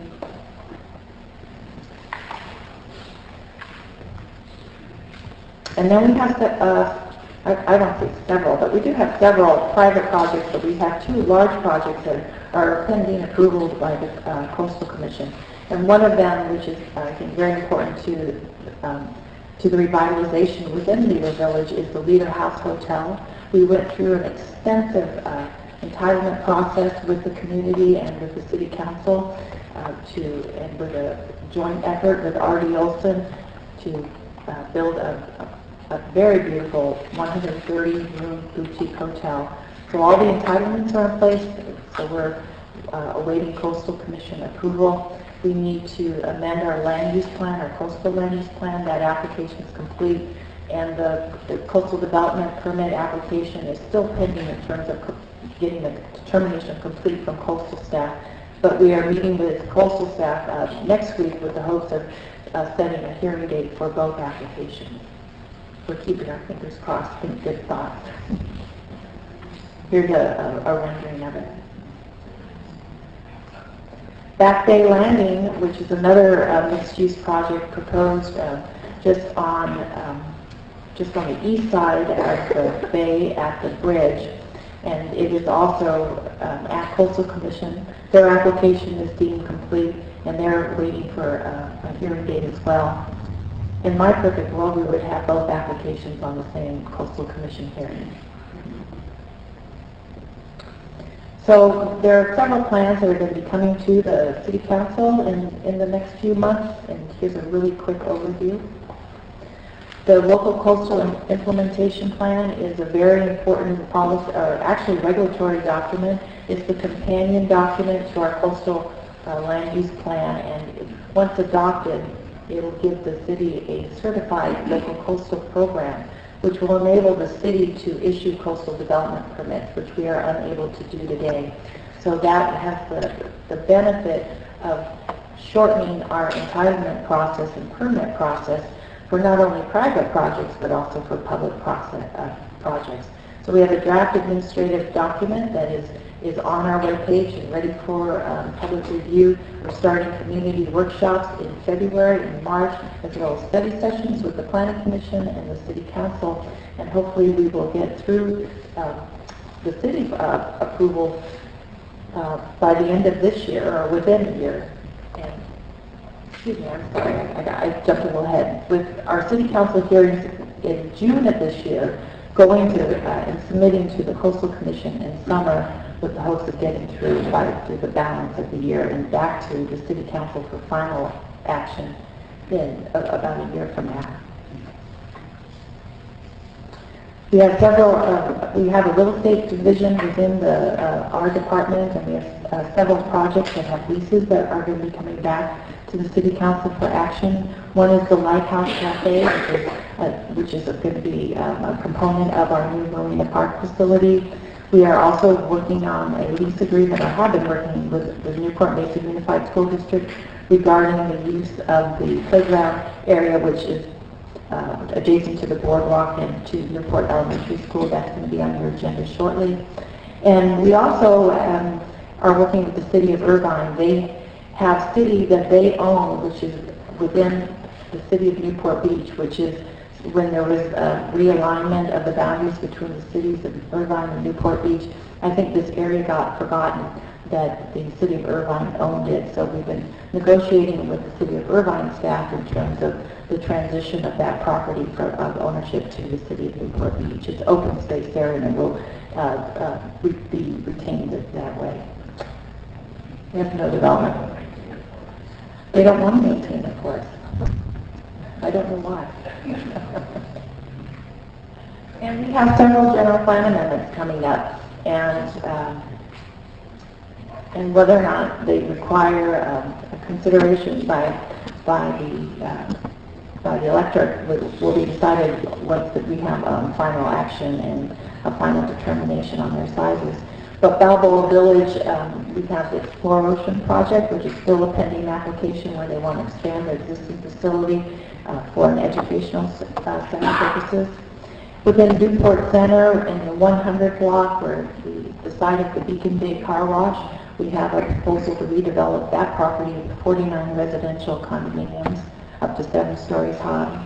Up in the airport area, adjacent to the Uptown project, there's what we call the Coal Center Newport project, and that's also a proposal to introduce more residential units in the airport area. And then there's another one that we call Saunders property, which is adjacent to MacArthur, and it's another proposal to add residential units up in the airport area. And we were talking about development agreements and the corresponding public benefit fees, and each one of these projects, except for Explore Ocean, but the Newport Center projects and the 2 in airport area would have a requirement for a development agreement, which would then, in theory, would have a public benefit fee associated with it. We also have several municipal code amendments that we're going to be bringing back to the council this year.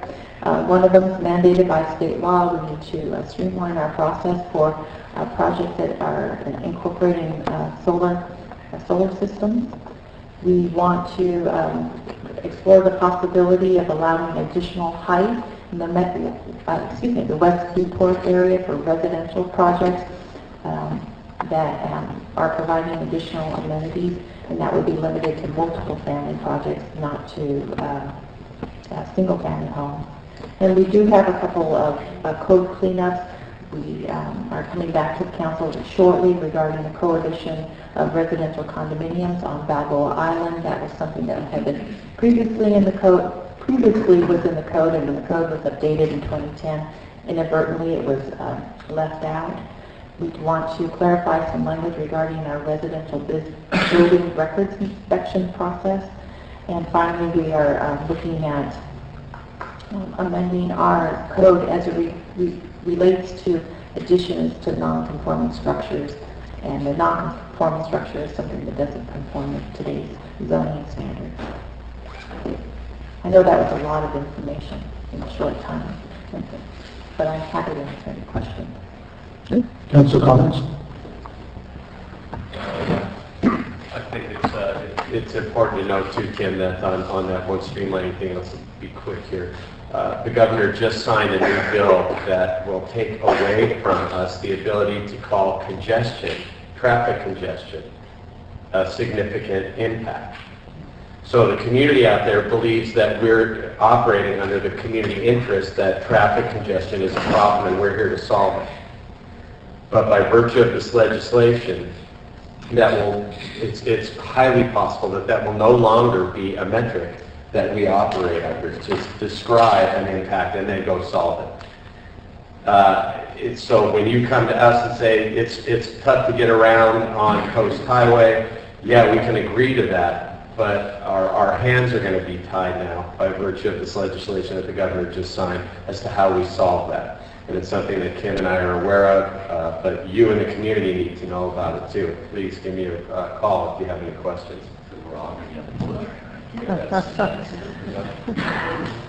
Dave, did you have something? Nancy had a question. Oh, sorry, if you're around the council.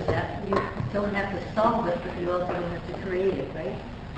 You may not have to be able to solve it, but you can still turn down things so you don't create more. And you still have that ability, do you not? And you're right. And we also, though, should probably stop people from getting driver's licenses. You're right. I mean, I'm all for that. how far do you want to go with that type of law? I maybe not quite that far. Okay, any other council comments? Okay, we'll open for public comments. I have another comment on a different issue. I would like to add one to your code cleanup. Would that be possible to suggest to it? It has to do with the Green Light Initiative. If you recall, during the Measure Y situation, we had the Green Light was supposed to have, we were looking at one statistical area. If you're going to have additional development, and make sure whether you trigger an election and also whether you'd be voting on everything within that statistical area. And what happened, of course, is we took from different statistical areas and put them all together, which is what, of course, was concerning me. So I would like to see if it would be possible to go back and do a code cleanup if it requires that, because that is what the intention and what we assumed was part of the Green Light. So thank you very much. Nancy? Nancy Gardner. I was a member of the General Fund Amendment Advisory Committee, of which Mayor Selig's chaired. And while parts of the land use element were obviously turned down by the general public, there's a lot of great work that went into looking at the overall general plan. A number of elements that were particularly dear to me, of course, relating to sustainability, but other changes as well. And these don't need our support. They just need your 7 votes. So I would ask you at some point to look at those and to adopt some of those, because the hard work's been done. It won't require a lot of staff time, as I say. There's been the public input already. And also just to tag on to what Councilman Piotr said, as you're looking at working with bids and everything, also looking at working with the nonprofits, because often groups, say like Newport Bay Conservancy with its trained naturalists, can take what would be 100 hours of paid work and make that 500 hours of volunteer work, and you can get the same results. Okay. Other comments? Back.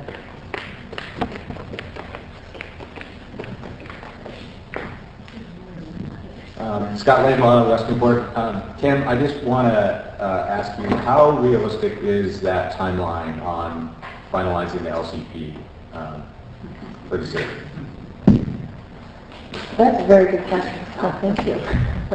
I do believe it's realistic in terms of on our end, we have an administrative draft that's completed. The workshops are all set. We're moving forward. Once it reaches Coastal Commission, that's where we lose control of the schedule, so to speak. And I think maybe from coastal staff, they may see that the schedule as being ambitious, but I think it's realistic if we had all the cooperation we need from coastal, from the Coastal Commission and of course from staff, They very much want to see the city of Newport have a certified local coastal program because we impact their resources at a tremendous scale. We have a very large coastal zone. We have a very, very active community in terms of reinvesting back into their properties. And so we have a tremendous workload burden on them. So they would like to see that. But on the other hand, they get really, there's a lot of, the devil's in the details. So. Thank you. Okay, other questions over here?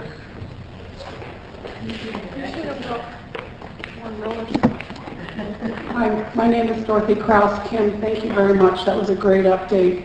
When you were talking about Newport Center and Fashion Island and what's going on up there, is there any way of knowing how close to we are to the build-out of Fashion Island and or Newport Center as it compares to the 2006 general plan? Thank you, Dorothy. That's a good question. We went through them, we were going through Measure Y, we were identifying all the build-out capacity for the Newport Center area, and it's rather limited because, but I don't know the precise square footage, so I can share that with you. They do have retail potential remaining for Fashion Island itself. They're a little bit more less available for office area, and that's why as they were building some of these, the two new office towers, they took block 100 and they basically, they're all vacant, that area is vacant. So there has been some transfer of square footages around. I don't have the precise numbers, but there's not ample amount of square footage available in relationship to what the 2006 general plan allows. Thank you. Okay, any other comments? Okay. Bring it back to council here for the summary and wrap up. Mr. Kidd, did you have any comments you wanted to make? I did. I'm going to maybe summarize what I heard, and a lot of the council's focus was on the capital plan and the FFP. I would like to bring that back to you with a couple of different ways of slicing it. One would be, as Mayor Pro Tem Dixon noted, a prioritization based on must-have versus nicer to have. We could look at it also through a self-help lens of prioritization of where there's a public-private partnership in there as a potential for that project, or something involving the bid. So we could bring those tables back to you, but I do think the next couple of months will be a great opportunity for you to weigh in on a number of these before we make any further expenditures on them. So that's what I bring back to you, hopefully by one of the meetings in February or potentially early March. Then I also heard about bringing the seawalls discussion through you, either through the Tidelands Management Committee or right up to the council, including the tide gate in the harbor gate presentation. Those are kind of my takeaways. Again, this is challenging to do goal setting when the budget is already halfway through, but that's kind of what I bring back to you, and you guys are always welcome to add to that list at a council meeting. Well, one thing that would also be appropriate is we've kind of had a review of the past, what we're doing, and look at the future. So I think if anyone on the council sees anything that they feel we should be looking at some major redirections, this would be a good time to start bringing those things up. So Scott, you mentioned a few things, but if anyone else has any other things they want to bring up, now's the time to do it. Okay. Councilman Dixon. First of all, I appreciate this opportunity to have this discussion today. I think it's really been helpful to bring a lens back into the current projects, public and private. There's a lot of work going on, and I think by staff, and I appreciate that, particularly the work that's going on in my district, in District 1, the Balboa Peninsula area, and I know a lot of these projects started a few years ago, and the community's been very much involved, and I will look forward to continuing to work with the community. We have some town halls scheduled on some of these Balboa Village, the residential parking permit, specifically on February 4th this coming week, so the community remains involved, and I will look forward to continuing to champion those projects. One question I had, kind of a carryover from the last council, I don't know where this fits in. I'm curious to how it goes forward. There was a Arts and Culture Master Plan presentation kind of at the tail end. I'm just curious what happens next with that, and maybe we add that to the list to look at. I know the folks who are involved in that are quite passionate, not necessarily bunnies, but mostly just to get a sense of policy direction, I think will be helpful to the community going forward. So I just put that out there, Dave, to kind of fit that in some public discussion somewhere. Thank you. Okay, any other comments? Councilman Pecos. Dave, I think one other item to think about in prioritization are those projects that can help offset their own costs. Yes. That would seem to me to rise, higher on the list. And in particular, I'm thinking about the West Side Center and the ability to leverage the other side of the corporate yard for either lease or sale and use those proceeds to offset the costs. Any other comments? Okay, we'll go on now to public comments on non-agenda items. So, any public comments on non-agenda items? Please.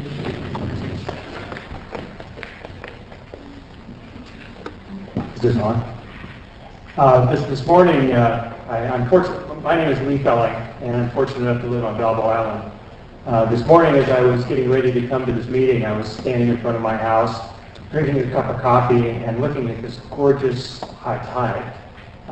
And I'm on the canal, and as I was standing there, a Ducky boat floated by.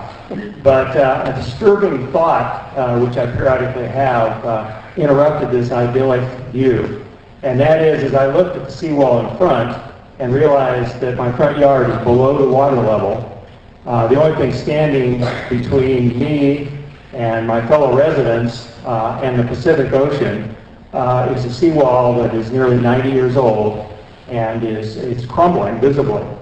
I'm further disturbed by the fact that the sand level in front of the seawall keeps going down, and the distance between the top of the sand and the bottom of the seawall is less and less, which increases the chance of structural failure.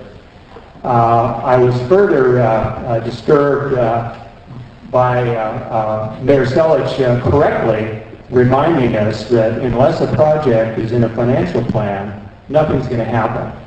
And on the seawall issue, as I read it, it's not in a firm financial plan. There is good news, though. As Mayor Pro Tem Dixon said, which I support, one of the ways to help prioritize is what's really critical. And my submission to you would be that the structural failure of the seawalls is very critical. The other bit of good news is, as Councilmember Duffield observed, you can break this project down into smaller parts that really make a lot of sense. And the work over the last several years, I think, has produced, in my mind, a very common sense approach to this. Rather than taking on the whole project, we look at the most critical elements. The seawall near Collins Island and the seawall on the Grand Canal need to be replaced. Some sand needs to be put up against the Grand Canal seawall just to keep it from the higher risk of structural failure. So I think it can move ahead. And my plea to this council would be, please move this to an action point. We've had years and years and years of discussion, and I think all the ideas are out there, been discussed, and I think there's a consensus certainly on my fellow residents' part on Balboa Island about what makes sense. So please move it to the action point and get it into a financial plan so that we can rest assured that this isn't going to be just more talk. So that would be my request. Thank you very much. Thank you. Any other public comments on non-agenda items? Hi. Can you hear me? My name is Lynn Smith. I live in Newport Beach, and I'm new to City Council and City Hall. But I'd like to, I agree with everything that was just said, and I'd like to encourage the City Council to do even more broader, take more and broader action on environmental issues, particularly those related to climate change. I know it's a global issue, but what local cities and individuals can accomplish has been widely demonstrated in other cities. I noticed that Newport isn't even on the list of green cities in California, even though I know, you've tried to do certain things. But we could do a lot more to create a sustainable and safe community. But we need the will and the leadership. And there are many, as I said, things that can be done, including seawalls and spreading information about waste recycling, resource consumption, local clean transportation methods. But to be visibly responsible leaders, I'd love to see the council make this a top priority. Thank you. Thank you.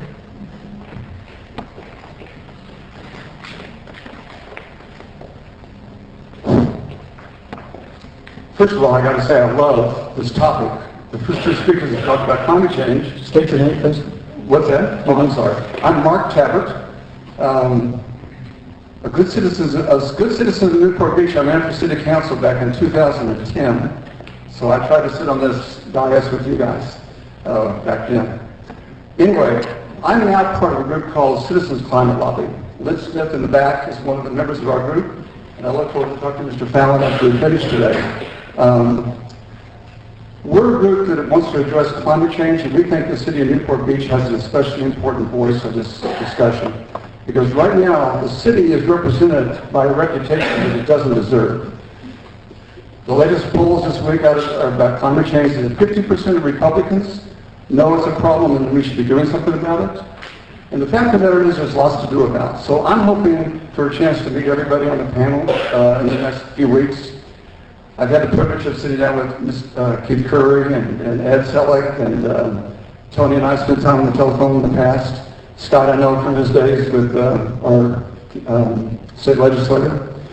So I'm going to leave it at that. But I will say that my group, Citizens Climate Lobby, was responsible for hearings that happened in Congress in November, the week before Thanksgiving.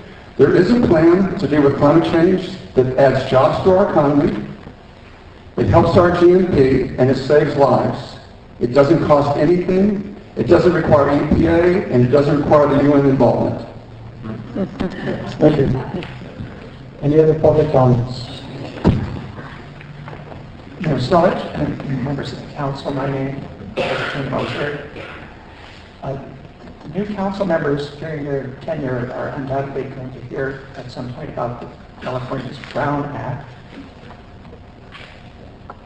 Many of us may imagine it's a really simple, easy thing that you could read. It's not. It's a very long, convoluted, complicated law, the way it's evolved. I would like to suggest to all of you that even though it's tough slogging, at least once try to read through it so you know what the rules are governing open meetings, rather than relying on somebody else's advice as to what those rules are. If you read through it, you will find that at a special meeting, the business is confined absolutely to the business that is listed on the agenda. But oddly, one of the items that needs to be on the agenda does not need to be an invitation for the public to comment on non-agenda items. So I'm thankful to whoever wrote the agenda for providing this opportunity for non-agenda comments. And that's all preamble to the non-agenda comment I want to make, which I think is relevant to this meeting. A year ago, January 25th, we had a planning session, I think it was here, where the agenda did actually list that the council members were going to set priorities for the city for the coming year. About 2 weeks after January 25th, on February 7th, there was a mayor's dinner at which the mayor at that time announced priorities for the city that were not anything that had been discussed at the priority setting meeting. We heard that the city was going to concentrate on getting a golf course, a water taxi, and a Newport dividend.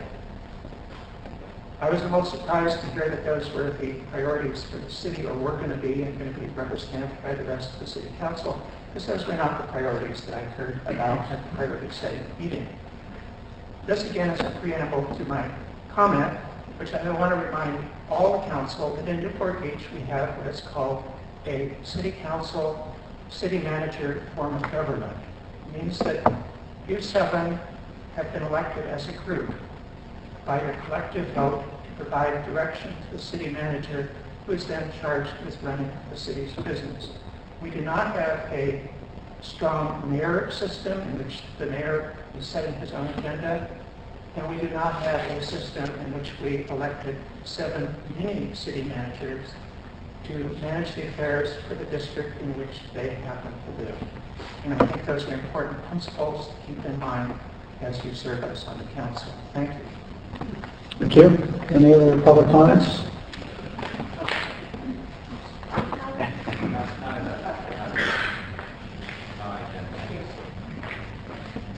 Hi, Scott Laidlaw again.